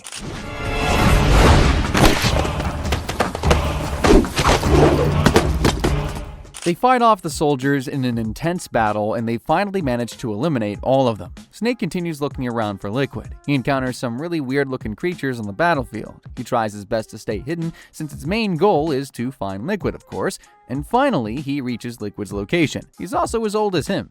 Even older, potentially. Liquid orders someone through the radio to activate it, and a loud nanomachine sound is heard. Suddenly, every soldier nearby collapses, even Snake and members of Meryl's team, except Akiba. Commander! The soldiers cry out in pain, foaming at the mouth, and begin attacking each other. Liquid watches all this while happy, since his project is working. Snake points a gun at Liquid. Brother! It's been too long. but the pain is too much for him to focus on the shot, so he falls in pain as Liquid escapes in a helicopter. A woman in black walks towards Snake. Her name is Naomi Hunter. She takes out a syringe and injects herself in the neck. She tells Snake to fulfill his destiny and not be a prisoner of his own fate. Very strange, but it'll make sense later on. She then drops the needle next to him and joins Liquid in escaping. Snake is in pain and totally confused, and he passes out moments later. Snake wakes up on the Nomad, Otacon's mobile base, with a little girl named Sunny cooking eggs. She is a computer genius. Otacon briefs Snake that Naomi sent a video and says that she's being held prisoner in South America. Liquid needs her to crack the third-generation nanomachines and hijack SUP.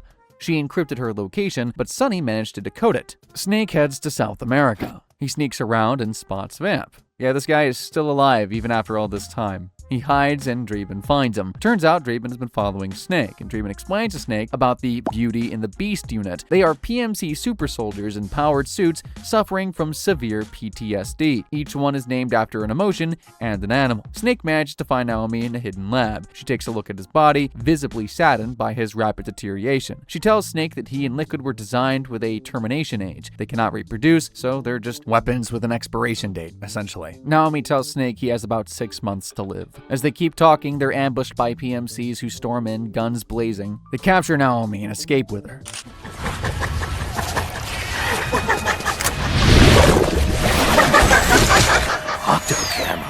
Snake is left to face a laughing octopus, a woman who was forced as a teenager to torture and kill her own family while laughing. The trauma broke her, making her laugh uncontrollably. She sheds her suit and laughs while attacking Snake. Eventually, he does manage to defeat her, and she even dies laughing. Snake finds Naomi ready to board a helicopter. She is captured by Vamp. Snake crawls closer to the helicopter since he has an octo camo suit and shoots Vamp in the head. Vamp falls, then rises. This guy just cannot die. He tells his soldiers in the helicopter to take syringe shots, and moments later, the other soldiers on the ground begin convulsing. Snake injects himself with the syringe Naomi gave him, and Draven then drives with this tank next to the helicopter, and Naomi jumps on it. He goes and picks up Snake as well, and they blast right on out of there. Snake and Draven fight through the base, shooting soldiers and geckos. They drive out of the base and into the streets. The tank loses control and crashes on its side. Snake, Naomi, Draven, and his pet monkey get out alive, luckily, but the geckos are still patrolling the streets in search of them. And then Snake sees someone quite familiar on the rooftop holding a sword. It's Raiden.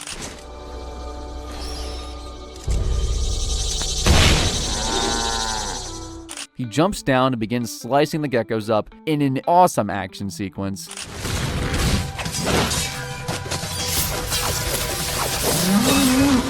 Snake and Naomi get in Otacon's helicopter and fly up. They see Raiden being tortured by Vamp and come to his aid. Raiden and Vamp then battle it out. And of course, any scene with Raiden, you know it's going to be cool.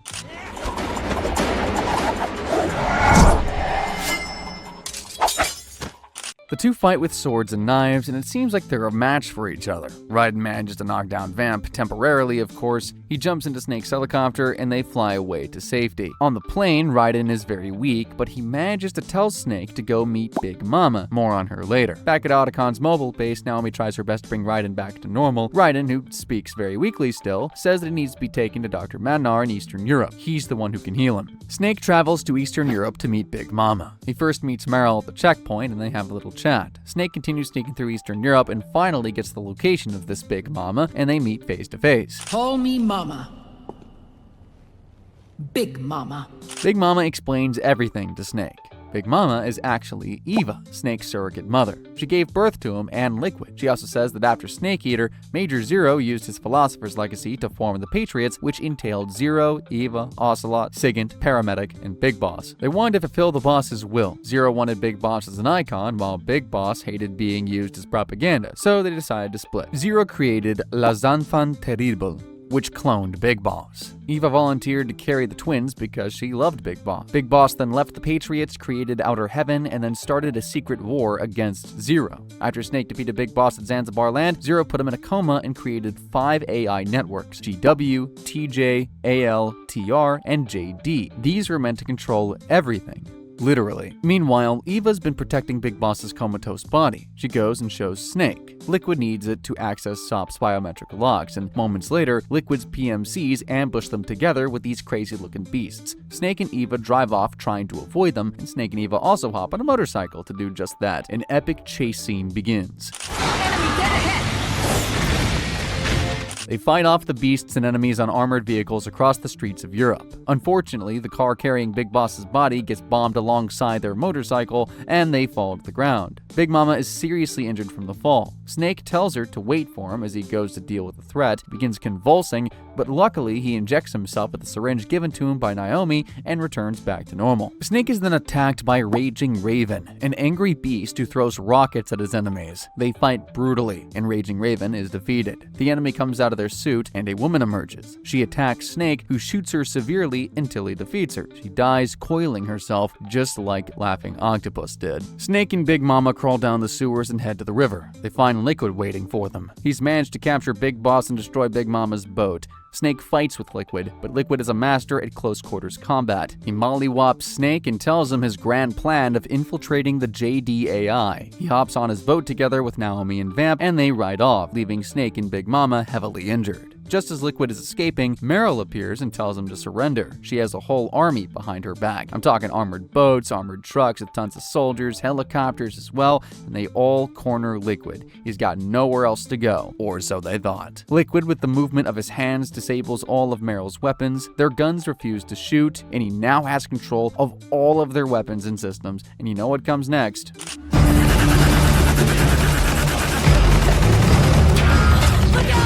He unleashes hell on the now unarmed army and blasts them off while laughing. They are just no match for him. The river is transformed into one large battlefield. Liquid takes Big Boss's body and throws it into a burning boat, saying he doesn't need it anymore. Big Mama tries to save the body, but Liquid fires his shot at them, and they both fall. Liquid drives off, his mission achieved. Back at the battlefield, Akiba rescues Meryl. Big Mama, aka Eva, dies in Snake's arms. Draven arrives and carries Snake to safety, and back at the base, Otacon reveals to Snake that Liquid intends to nuke the Patriots AI JD and replace it with GW, which will enable him to have control of all the systems. He will become unstoppable. Mei Ling radios in and tells them that Liquid has gone to Shadow Moses Island and is most likely going to use Metal Gear Rex, so Snake and Otacon have to return to where it all began. Otacon drops Snake on Shadow Moses Island. He enters the base and the nostalgia hits Snake really hard. He fights off a gecko inside the base, and when he heads outside, he fights off Crying Wolf in the snowfield. She's a woman who accidentally suffocated her baby brother while hiding from soldiers, then spent years carrying his corpse and killing refugee children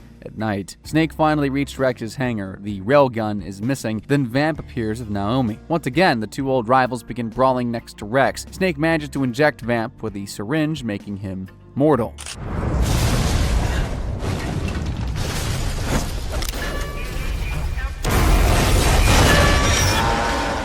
The geckos arrive and begin charging at Snake. Before they even reach him though, Raiden appears and slashes all of them in a second. Raiden tells Snake to take care of the geckos while he takes on Vamp. The place becomes an intense battleground. On one side, Vamp and Raiden are going at each other, and on the other, Snake is blasting out the geckos. Raiden finally kills Vamp. No, for real this time. Naomi then tells them that Vamp's healing nanomachines were what kept him going, and he had finally reached his limit. Naomi reveals that she has terminal cancer, and it was the nanomachines that were keeping her alive. She injects herself with the suppressor syringe and collapses. Otacon is devastated by this as they watch Naomi die in front of them, and Otacon breaks down. The geckos arrive and start shooting them. Snake and Raiden mount Rex and blast out of the hangar. Just as they arrive outside, Liquid emerges from the water, mounting Metal Gear Ray. The two enemies hate each other. Rex versus Ray. Metal Gear versus Metal Gear. Epic is even an understatement, I think. They battle it out. Rex destroys Ray. Liquid comes out of the destroyed Metal Gear and falls to the ground. And you may think he's defeated. Nah, who am I kidding? You didn't think that. Liquid has another trick up his sleeve. His large ship, Outer Haven, appears. He boards it and decides to crash into Snake with it. Raiden comes to Snake's rescue after cutting off his own arm and standing next to the ship. He tells Snake to hurry and run before the ship crushes them both. Mei Ling arrives with backup just in time. She's on board the USS Missouri and forces Outer Haven to retreat. Snake searches for Raiden, but he is nowhere to be seen. He then falls and collapses. In the USS Missouri, Snake and his team plan on how to destroy Liquid and Outer Haven as a whole. They can do that only once the ship resurfaces, since the ship can't launch any weapon unless it's on the surface. In the USS Missouri, we get some good news that Raiden is alive after all, but severely injured. Outer Haven resurfaces next to them. They have to stop Liquid from using the railgun, and Outer Haven attacks USS Missouri. But they defend themselves pretty well. Snake, Meryl, and Akiba catapult themselves and land on Outer Haven. Meryl injures herself in the process, and Akiba falls into the ocean. Snake is all alone on board, so he begins looking for the GW anyway. Snake fights with the guards as it moves forward. He reaches where Meryl is and protects her from the oncoming guards. Akiba arrives and they face off against Screaming Mantis,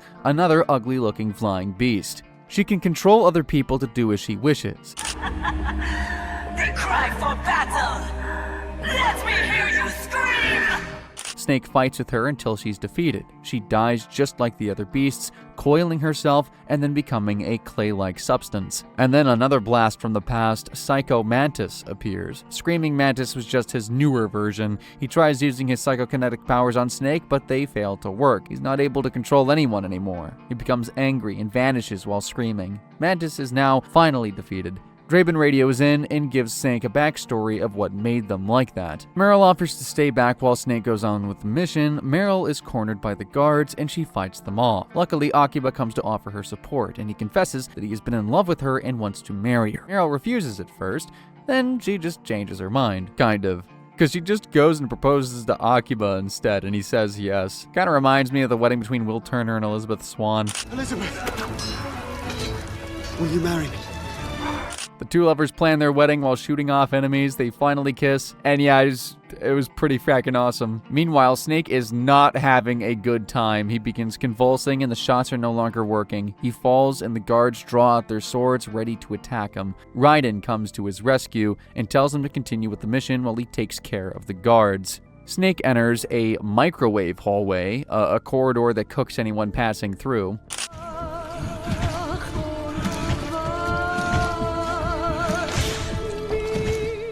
Snake crawls through the corridor while his body is shutting down, and he finally reaches the GW, and Otacon uploads the virus into the system. Snake is attacked by a bunch of scarabs, and he begins fighting them off. Raiden is also getting his butt kicked by the soldiers, meanwhile. Meryl and Akiba are also fighting for their lives. Everyone is just like hanging on by a thread at this point. This is the moment of truth. Snake screams Otacon to finish uploading because he's just getting overwhelmed. Finally, Otacon finishes uploading the virus, and it works. The soldiers begin glitching and convulsing as they fall. Metal Gear Ray shuts down and plummets into the ocean. The GW is destroyed, but the virus keeps going. It destroys the entire Patriot AI network, including JD. Otacon's left confused, then a message from Naomi starts playing. She reveals that she and Sunny created Fox Alive, the opposite of Fox Die. The virus kills AIs but leaves infrastructure intact. Civilization survives, but the Patriots' control is no more. At that moment, Snake passes out. I thought he was about to pass away. When he wakes up, though, he's on top of Outer Haven. Liquid walks up to him and tells him it's time to settle this. Their final battle, hand to hand, no weapons, no Metal Gear, just pure fists in action.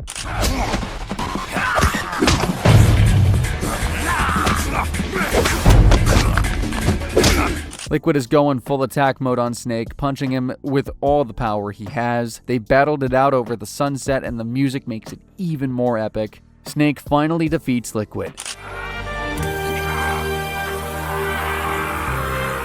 He is dead at last. The Patriots are destroyed, and the war is officially over. Meryl marries Akiba in a lovely wedding in the epilogue, thanks to Draven, who brought all the good stuff. Raiden is recovering when he reunites with Rose and his son John for the very first time. Rose explains to him that she faked her miscarriage to protect them from the Patriots. Everyone's happy, except for Snake. He's gone to visit the boss's grave. He puts a gun to his mouth. He cannot risk Fox Die spreading, so he must kill himself for his final mission, and a loud bang is heard. But it's not the trigger. Snake doesn't pull it. Big Boss appears. He's alive and holding the Patriot. Snake aims at him, but Big Boss just drops the gun. and hugs him. Big Boss explains that the body Liquid burned was Solidus, the perfect clone. Big Boss was kept in a nanomachine-induced coma by JD, so when they destroyed JD, he woke up. The possession of Ocelot by Liquid was all an act to fool the AIs. Zero is present with Snake and Big Boss as well, though he's in a vegetative state in a wheelchair. Big Boss turns off his oxygen tank and he passes away. Big Boss is also dying. Turns out the new fox dye they've been injected into Snake is killing him. It was programmed to target Eva, Ocelot, and Big Boss. That's why they all died. But luckily for Snake, the new strain will suppress the old one, and Snake still has more time to live. Big Boss tells him to live life as a man, not a soldier, not as a weapon. Big Boss falls and dies next to the boss's grave. And for the first time, Snake is truly free. And that's the story of Metal Gear Solid 4. So moving on to Metal Gear Solid Peace Walker. The year is 1974, 10 years after Operation Snake Eater, 10 years after Snake killed the boss in a field of white flowers. Yeah, not forgetting that scene anytime soon. Big Boss, who still prefers his usual name Snake, is running Militaires Sans Frontières on the Colombian coast. They are soldiers without borders, a mercenary unit with no country, ideology, or master. They're skilled soldiers fighting for themselves. Snake's second in command is Kazuhira Miller, aka Kaz, a half-American, half-Japanese mercenary. MSF is still a small unit, and Snake is thinking of growing it into something worthwhile. They are then visited by two people, Professor Galvez Mena, a university for peace lecturer visiting from Costa Rica, and Paz Ortega, a 16-year-old student. Paz is a real hater of war, and her name literally means peace. Galvez has a problem. A heavily armed paramilitary force has occupied Costa Rica. The country's constitution prohibits the military, so they cannot fight back. Galvez wants to use MSF as a deterrent. Snake, however, refuses because he had identified Galvez as a KGB member. Galvez plays a cassette recording from the Costa Rican jungle, and Snake hears a voice he hasn't heard in 10 years. It's the voice of the boss. And just like that, Snake agrees to do Galvez's mission. He's in. Snake infiltrates the occupied territory solo. The armed group is called the Peace Sentinels, a well-funded CIA operation. They've been moving heavy cargo by train and truck into the mountains. The CIA is bringing nukes to Costa Rica. Snake meets the leader of the Sandinista Liberation Army, Amanda Valenciano, and her little brother Chico in a boathouse. The Sandinista Liberation Army is a socialist political party in Nicaragua. As they're talking, they're suddenly ambushed by a wave of drones. The drones are Cypher-style unmanned AI weapons, so Snake shoots them down and one manages to capture Amanda.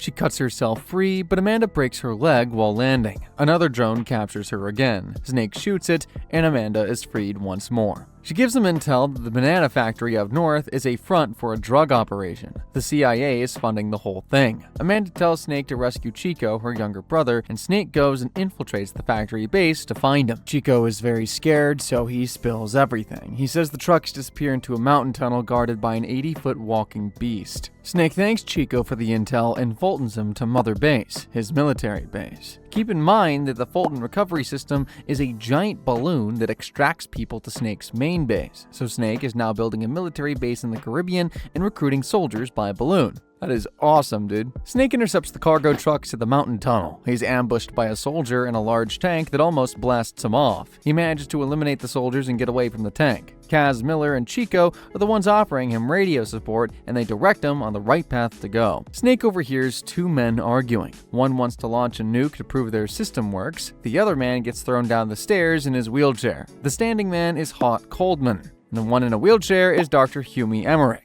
Yes, Huey is Otacon's father. Unless we prove we're capable of launching, Peace Walker is useless as a deterrent. You used me! Snake reaches him and Huey tells him that Hot is about to launch a nuke. Snake rushes to try and stop him, but it's too late. Hot has already escaped with the nuke. He orders that Snake be taken out, so a large machine lands next to Snake, ready to take him out. The machine is Pupa, an amphibious AI attack craft. He defeats the thing, and it blows up in flames. Huey tells Snake about Hot's plan. He wants to use Peace Walker, a fully autonomous nuclear launch platform powered by AI. No human is needed to authorize the strike, and there will be guaranteed retaliation. Hot thinks this is the perfect deterrence. Snake continues infiltrating the base and runs into Cecil, an ornithologist who was recording birds of the jungle before getting captured. They were the one who recorded the boss's voice on their cassette. She's not a friend of Paz, by the way, she's just a random innocent bird watcher. Snake continues infiltrating the base, and he unlocks a door to find Strangelove in a garden full of white flowers with a white horse. Sounds real familiar. Strangelove mocks Snake for killing the boss. She mocks him for taking the big boss title and betraying the one person who built him into the man he is. Snake even sheds a tear. He really loved the boss. Strangelove asks Snake if he wants to speak to the boss, and Snake agrees, so he's taken inside Strangelove's lab. The mammal pod boots up, and the boss's voice fills the room. The AI isn't just remodeled after the boss. Everything the CIA knew about her, every mission, every report, and every evaluation is fed into a system that thinks like her, speaks like her, and acts like her. It gets angry and orders Snake to get out. Strangelove's goal is only one: to clear the boss's name. Snake wakes up and is ambushed by Chrysalis, a flying attack drone. It's just a machine. Snake, I'm worried. Worried? For the same reason the CIA entrusted the nuclear launch to an AI.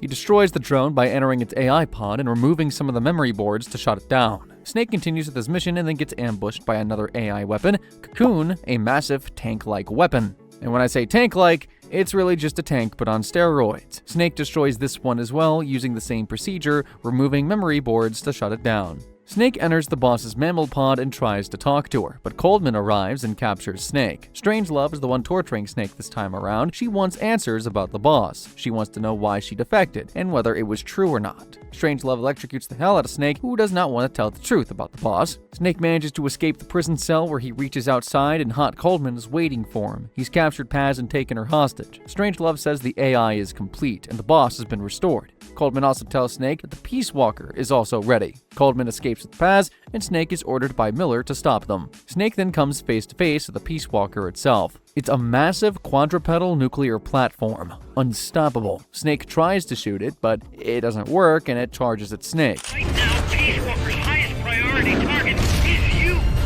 They battle it out. Snake thinks he's defeated it, but a helicopter appears and directs it away from the base. Peace Walker navigates across the Costa Rican border into Nicaragua and toward an American airbase on Lake Cosabolca. Snake chases it on horseback. Peace Walker's throwing rockets at Snake, but the horse sure is fast. Unfortunately, the horse loses its footing and falls, and it lies on the ground, dying. The horse did not make it. The Snake still arrives at the base, and as usual, he infiltrates it, killing the soldiers and shooting enemy helicopters down. He reaches the control room, and Coleman is there with Paz. He says his plan is going according to plan, and his nuclear strike at the Caribbean Sea will be the solution to true peace.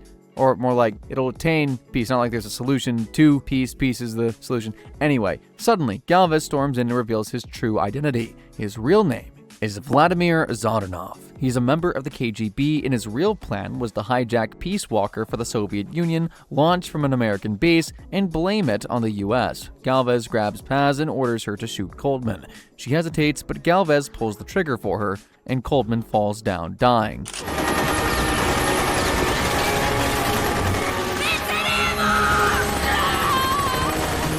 The Sandinistas, now free from Galvez's control, storm the base. They rescue Snake and defeat Galvez, aka Vlad. Coldman, who is dying on the ground, activates the uplink from a suitcase, and Peace Walker is activated and starts transmitting false nuclear data to NORAD. NORAD reads it as a real Soviet strike, so the US prepares to retaliate. This will be mutually assured destruction in under 30 seconds. Coldman dies on the floor, leaving everyone to figure out how to stop it. Snake jumps on the platform where Peace Walker is launching and begins fighting with it. He manages to stop it before it launches. Afterwards, Snake calls NORAD directly. He gets the chairman on the line and tells him that the launches are all fake. He asks Snake to prove that he is Big Boss, so Snake gives him the operational Snake Eater handshake code from 1964, which only someone present that day would know. The chairman believes him and orders the launch stopped. Another senior officer pulls a gun at the chairman, telling him not to stand down. The meeting blows up into chaos. Then the Peace Walker opens. A butterfly appears before Snake and lands on the machine. The boss's voice calls out for Jack, Snake's real name. The mammal pod, the AI built from the boss, takes control of the Peace Walker. Everyone watches in shock as the Peace Walker gets up and drowns itself in the water to sever the transmission. Nuclear war was avoided by an AI that chose to die rather than end the world. In a post-credits scene, we hear Snake finally accepting the name Big Boss. Meanwhile, while Vlad is escaping Mother Base, Snake catches him and kills him. Suddenly, Metal Gear's Zeke, the bipedal nuke deterrent Huey designed for MSF, starts moving on its own. Someone is piloting it from the inside. It's about Paz. You know she doesn't have any family. She got a scholarship thanks to Zadornov and was living at the dorms, but he was KGB. Turns out, Paz is the one controlling it. She says that her real name is Pacifica Ocean and that she works for Cypher, Major Zero's shadow organization. The organization is the foundation of what will become the Patriots. Paz offers Snake a deal. Surrender MSF to Cypher and become Zero's deterrent, refuse, and she fires a nuke at the East Coast. Snake refuses, of course, and an epic boss fight between Snake and Zeke happens. Snake defeats Zeke, making it crippled, and Paz plunges into the ocean and dies. Back at the base, Huey and Strangelove are having some chemistry between them. Kaz meets up with Snake and admits that he knew Galvez and Paz were suspicious from the beginning and used them anyway to build MSF's power. Snake orders Kaz to assemble the men as he enters a helicopter. And that's how we end the game. Not gonna lie, the game had some pretty good plot twists and action scenes, and we got to see Snake once again, so win-win. Moving on to Metal Gear Solid 5 Ground Zeroes, this game is set in March of 1975, a few months after the Peace Walker incident. MSF is riding high, and Mother Base has been built up. Big Boss and Kaz are running their own private company in the Caribbean, and all seems to be going pretty well when everything just falls apart in one night. Paz survives her fall into the ocean after the Zeke battle. A Belizean fisherman found her drifting. She's lucky to be alive and is being held at Camp Omega, an American black site on Cuban soil. There's no legal jurisdiction or Geneva Convention, just a prison that the US government officially doesn't acknowledge. Amanda's little brother Chico has been captured in the process of trying to save Paz. Both of them know things about the MSF, things that Cypher can use. Kaz wants them to be extracted, and Big Boss goes alone on one rainy night. The game begins with a scarred man visiting Chico in his cell. He gives him a Walkman MP3 player and taunts him about betrayal. He calls him a traitor and tells him to say hello to his boss. The man walks to a helicopter and removes the Zoff logo on the helicopter's side. Zoff spelled backwards is, of course, Fox. The man's name is Skullface, commander of Cypher's Shadow Strike Force. His men are stripping their insignia, boarding their helicopters, and departing into the night. Snake infiltrates Camp Omega's southern cliff in the rain. He sneaks in and finds many people in cages. He locates Chico, who is terrified and starts screaming, so Snake chokes him unconscious and carries him to the extraction point. Chico has bolts through his Achilles tendons, and it's not clear as to why yet. Chico wakes up and plays a cassette tape for Snake. The tape has sounds of Paz screaming, so naturally Snake decides to go back to the base to look for her. He fights his way through and finally locates them. She is barely alive, and her hair is cut short. Snake carries her out and calls the chopper, and they take off safely and head home. Chico finds an incision on Paz's stomach. The medic came to her aid and investigated. They cut open the incision and found a bomb inside her that is currently ticking. They remove the bomb, and Snake throws it off the helicopter right before it explodes. Snake receives a call from Huey and updates him about the UN's inspection being almost done. Everything seems to be going fine, and Snake arrives to see Mother Base on fire. Zoff has already arrived, tearing through MSF soldiers and destroying the whole place. The base, Kaz, and Snake spent all their efforts collapsing into the sea.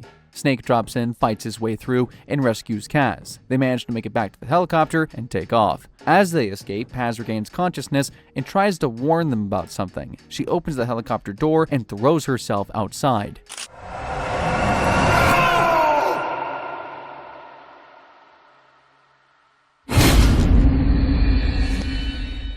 There was another bomb in Paz's body, so she jumped outside and exploded mid-air. Another helicopter that was flying next to Snake's collides with them, and the screen turns black. In a post-credit scene, we hear Skullface interrogating Paz before she was rescued by Snake. He wants to know the location of Zero. Paz is the only one who's ever seen Zero face-to-face, so of course they would know. She tries to speak the name, and the game ends there. We're never told the name. And that's Metal Gear Solid 5 Ground Zero for you. The shortest game in the series, yet the most devastating. No Metal Gears, just one mission, one night, and the destruction of everything Big Boss has built. Moving on to Metal Gear Solid 5, The Phantom Pain. This game is set in the year 1984. 9 years after Mother Base burned, and 9 years after Paz exploded and the two helicopters crashed into each other over the Caribbean. Snake has been in a coma the whole time. He wakes up in Cypress Hospital with one eye missing and no right arm. He also has shrapnel embedded in his skull, and the doctors can't remove it without killing him, so he's just gotta deal with it. The doctors have also resorted to using bones from dead MSF soldiers to fuse into his body. Man, what a great start. The doctor checking up on him gives him a new name,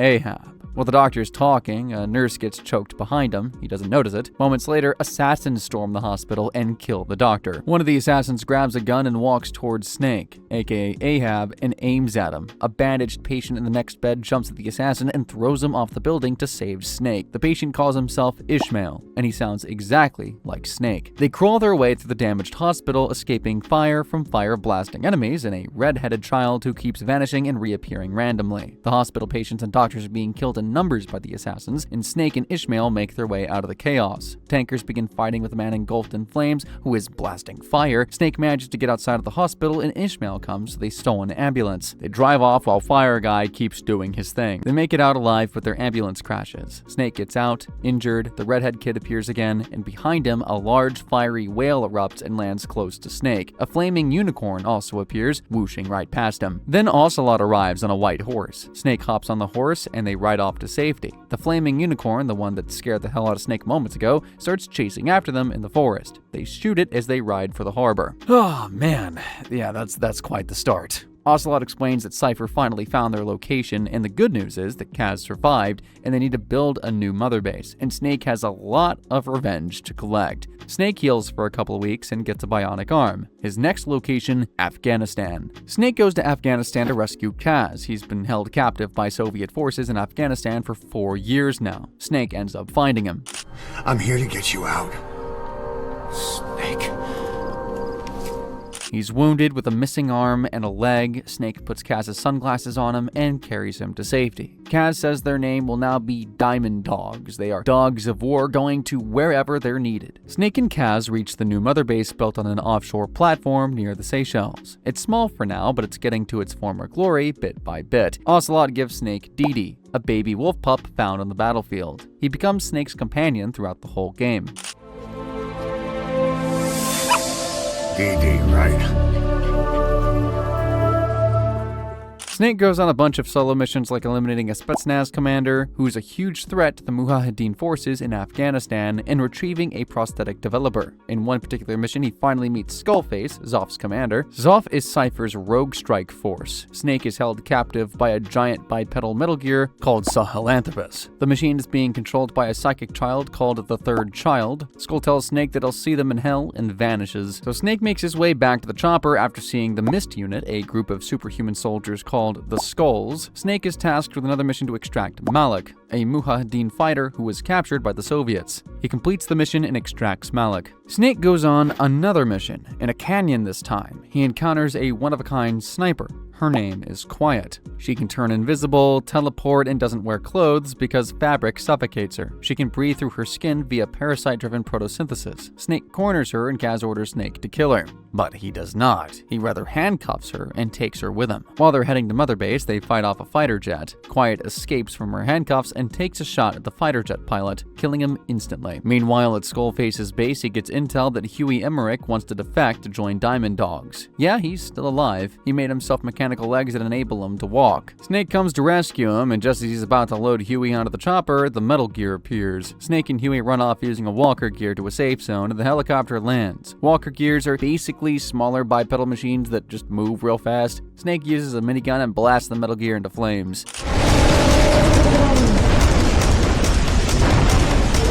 Snake and Ocelot interrogate Huey and obtain information that Cypher is planning new research in Central Africa that could be more dangerous than Metal Gear. Snake heads to Africa and destroys an oil facility. He fights off the Skulls and manages to escape using a tank. Snake heads back to base and takes Quiet as his teammate on the next mission in Africa, which is to rescue 2 of their members who were captured. He infiltrates the base, rescues the members, and takes off on a chopper. He goes to another mission in an African base and stumbles across a bunch of child diamond miners. Snake rescues them and takes them to Mother Base, and he heads back to Africa to retrieve Shabani, the leader of the boys being forced to work in the mine. He enters the base and finds a hospital that is old and dirty, and in there are people in beds, being experimented on. Snake finds Shabani tied to a hospital bed, and moments later, Skullface comes to the hospital and shoots one of the patients dead. Snake is found by the flame-throwing man. Snake rushes outside, trying to escape his heat flames. Luckily, he had Shabani extracted, so he's safe in the motor base. Snake finds a car and drives to an awaiting helicopter that takes him back to base. Snake goes on another quick mission where he defeats an enemy commander of a platform and extracts him to safety. a quick mission that takes him less than 5 minutes. He then heads to Africa to capture the commander of child soldiers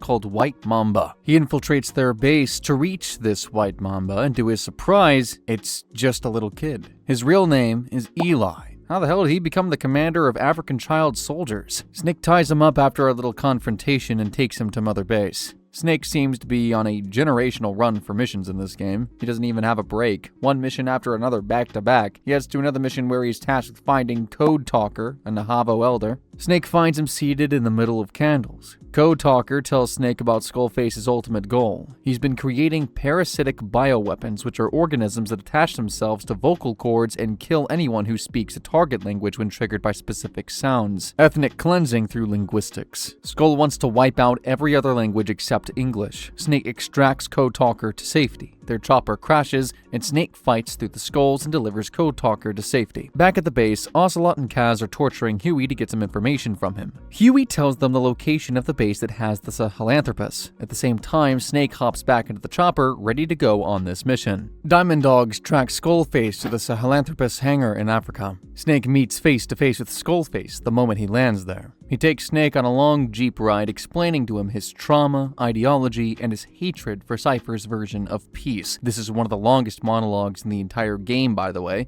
Skull seems to have been wanting to open up for the longest time. Man on Fire, the flaming figure from the beginning of the game, appears and begins walking towards Snake. He strangely stops midway and walks back, then Sahelanthropus becomes operational, thanks to the third child who connects with Eli. The machine turns on Skullface's troops and begins wiping them out. It goes on a rampage outside, blasting tanks and downing helicopters. The machine is also chasing after Snake, who is dodging his attacks by a small margin. Skullface is severely crushed by falling debris of a massive radio antenna destroyed by Sahelanthropus. Snake decides to take the fight to the machine directly.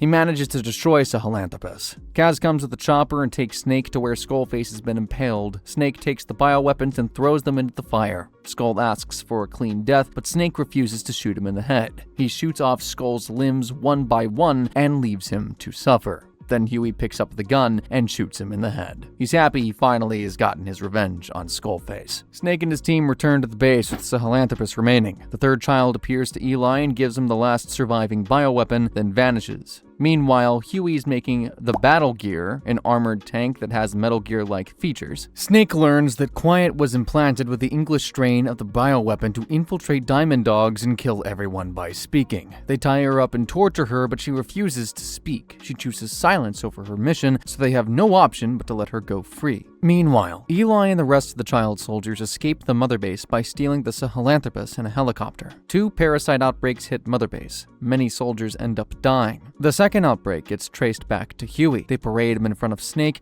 who now has a black horn on his forehead. Well, it's not really a horn, but a piece of helicopter shrapnel embedded in his skull. But Huey has secretly installed equipment that mutated the parasite strain, then tried to sell it to DARPA behind Diamond Dog's back. They sent Huey away on a boat instead of killing him. The game plays the opening hospital sequence again, this time using a different perspective. Remember Ishmael? Well, he gets dragged out of the ambulance wreck by Ocelot, who calls him Big Boss. The player, the figure we've been controlling this whole time, stays in the wreck. Ishmael was the big boss this whole dang time. We are the medic, an MSF surgeon who jumped in front of Big Boss during the Camp Omega helicopter explosion and took the shrapnel meant for him. During the 9-year coma, Big Boss's memories were implanted into the medic's brain through plastic surgery and deep hypnotherapy. He genuinely believes he is Big Boss, except he is of course not. The real Big Boss left to build Outer Heaven in secret. Venom Snake, aka the Phantom, runs Diamond Dogs as a decoy, drawing Cypher's attention. Venom Snake stares at the mirror and listens to a cassette tape.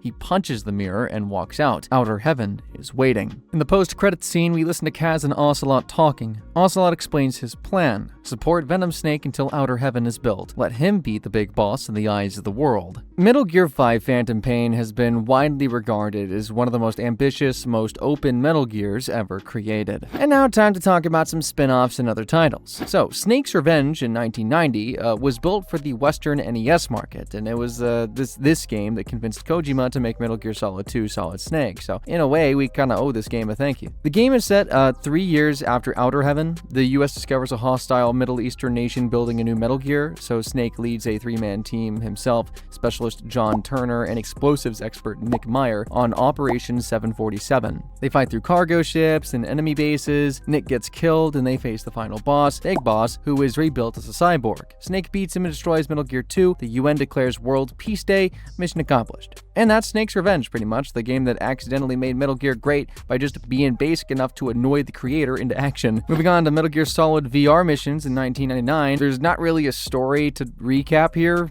No Big Boss, no betrayals, no coded calls from people who were secretly dead the whole time. The game is just about Solid Snake running through like 300 virtual reality training missions on a gray solid grid that looks like someone forgot to add the actual level design in. The game is a standalone expansion to Metal Gear Solid, released a year after the original one. You get sneaking missions, weapons training, mystery challenges, and puzzle rooms. You can also unlock missions where you play a cyborg ninja. And that's basically it. The game with no story that accidentally or not became part of the story. Metal Gear Ghost Babel, released in 2000, is set 7 years after Outer Heaven. A Metal Gear prototype called Gander gets hijacked by the Gindra Liberation Front, a separatist rebel group that operates from a Central African fortress called Galwad. The fortress used to be Outer Heaven. Snake is pulled out of retirement, as usual, and is given the mission of infiltrating Galwad, rescuing kidnapped researchers, and destroying Metal Gear before it launches. Snake fights through 4 members of Black Chamber, a disbanded special forces unit with animal codenames just like Foxhound. The 4 members in question are Black Arts Viper, Slasher Hawk, Marionette Owl, and Pyro Bison. Snake goes deeper and uncovers a US government conspiracy behind the whole operation. The game ran on a Game Boy Color. It managed to score a perfect 10 from IGN, and it remains to this day the highest rated game in the entire Metal Gear series by review aggregate.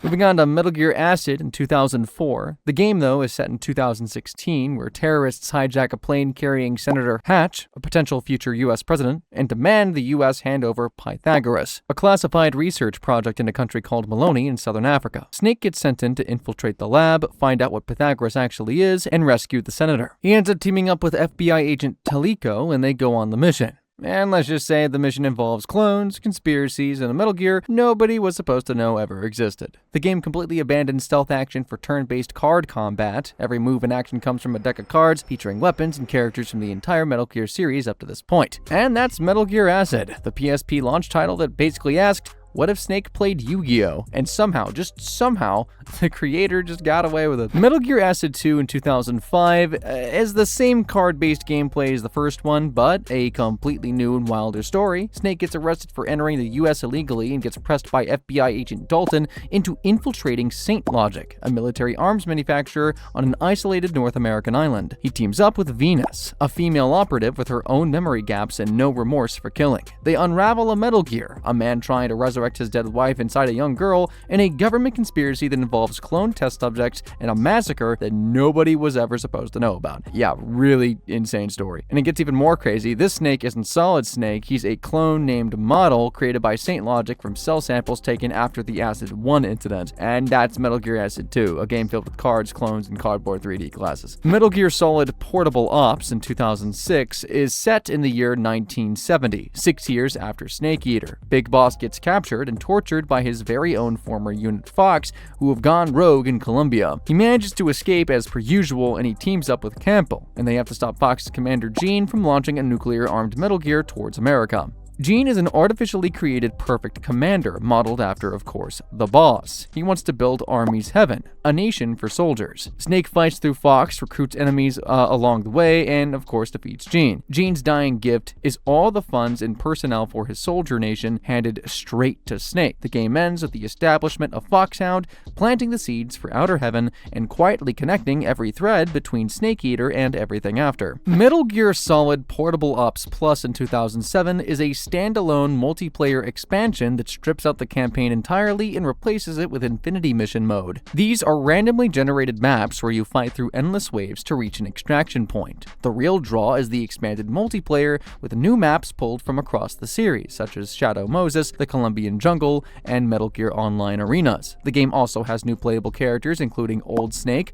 Raiden, and Roy Campbell himself. The squad capacity jumps to 200 soldiers. GPS recruits let you scan your real-world location to find region-specific ammo soldiers based on US states and Japanese prefectures. Moving on to Metal Gear Solid Mobile in 2008, this game's setup happens between Metal Gear Solid 1 and 2, respectively. Ocelot leaked Metal Gear Rex's blueprints to the black market, so Snake and Otacon form Philanthropy in response to this. Otacon receives a tip that an AI programmer named Victoria Reed wants to blow the whistle on a new Metal Gear project in exchange for extraction, so Snake does what he does best: infiltrate the facility and rescue Victoria. Then the worst happens. Midway through the mission, Victoria glitches out. Her initials are VR, meaning she was never real from the beginning. She was just an AI construct designed to lure Snake inside, distract him, and let the terrorists, who are led by a man named Commander, by the way, walk straight in to steal Rex while Snake clear the facility's security. For the whole mission, Snake fights through a VR simulation, defeats Commander on top of a fake Metal Gear Rex, and wakes up in an unknown location. Kinda surreal that a phone game accidentally became one of the most creepiest moments of the entire series, but here we are. Metal Gear Online was made in 2008, and this one has no storyline again. It's just 16 players trying to close-quarter combat each other into the ground. The game launched practically alongside Metal Gear Solid 4 in 2008 as the series' multiplayer component. You get to build a custom soldier and fight through modes like Team Deathmatch, Sneaking Mission, Base Mission, and Stealth Deathmatch. The game's servers ran for about 4 years before Konami shut everything down in June of 2012, however, fan servers revived it. Metal Gear Online is proof that even without a story, the series built something people were not willing to give up on. Now we're talking about Metal Gear Solid Touch, released in 2009. This one is basically old Snake on an iPhone. The game is only available on iOS, and it retells Metal Gear Solid 4 across 20 stages. So, Middle East, South America, Shadow Moses, and Outer Heaven,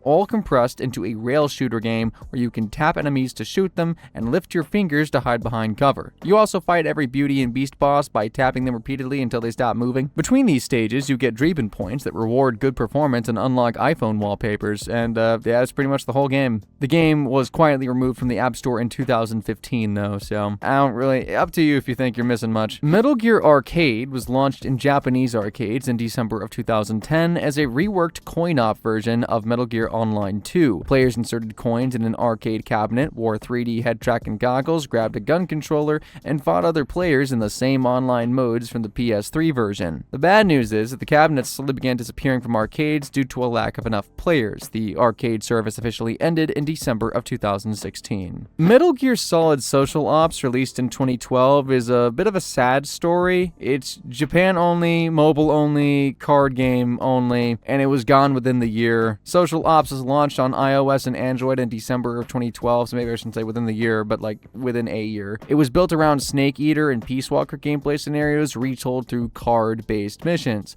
Players assemble decks using characters and mechs from across the whole Metal Gear series, raid events through boss battles of players weekly, and battle players enable you to fight other players wirelessly. So, the game amassed about 500,000 downloads in 8 days and 100 million downloads by January of 2013. Then Konami just shut it down like 14 months after launch. Metal Gear Rising: Revengeance released in 2013, and this, oh man, this is probably my favorite Metal Gear game, I'm not gonna lie. So this game was set in 2018. 4 years after the Patriots fell. The story revolves around Raiden, who's working as a private security guard for Maverick, until an operative named Jetstream Sam cuts him apart in the middle of a mission. He's rebuilt with a faster body and is seeking serious revenge. Raiden is in an all-out war in this game, and you know Raiden, when he decides to go to war, he goes to war. A group called Desperados harvesting orphan children's brains in Mexico for mass production of cyborg soldiers through VR conditioning. A senator called Armstrong is the one funding this project. Raiden goes against Desperado, fighting a whole bunch of villains like Abkhazia and Denver. He finally manages to kill Sam in a final duel and destroys Armstrong's Metal Gear Excelsus. Raiden also fights Armstrong with Nanomachine's son and defeats him. The children get their brains restored and Raiden saves the day. All while you're listening to one of the most epic OSTs of like all time for a video game ever. No, I'm not biased. That is factual. And yeah, this game will always have a soft spot in my heart. I played it while having like one of the worst fevers of my entire life.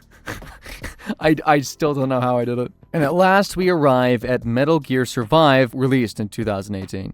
The first Metal Gear without Kojima. The game is set right after the Ground Zero's attack on Mother Base. A large wormhole opens over the ruins and sucks surviving MSF soldiers into a parallel dimension called Dite. Dite is Earth in the 22nd century, ravaged by a nanomachine creature called the Lord of Dust that feasts on energy and creates time loops. The story follows Captain, an MSF soldier who is sent to the wormhole to find a cure and rescue survivors. In Dite, there are zombie-like creatures called Wanderers everywhere. Captain collects resources and fights through the zombies. So yeah, Metal Gear Survive is basically a survival crafting game wearing a Metal Gear skin. And that, as far as I know, is the entire story of Metal Gear. Which game is your favorite? Did I somehow miss any? Let us know in the comments. Oh, and as a reward for making it this far, I will tell you the origin story of Otacon's name. Otacon is basically a mashup between otaku and convention. So, ta-da! Otaku convention. Yeah, I could have said that when he said that in the actual game, but I saved it to the end just in case you somehow didn't know. Anyway, if you made it through this entire video, remember to like and subscribe to our channel. Thank y'all very much for watching. I super appreciate y'all's time. And until next time, cheers.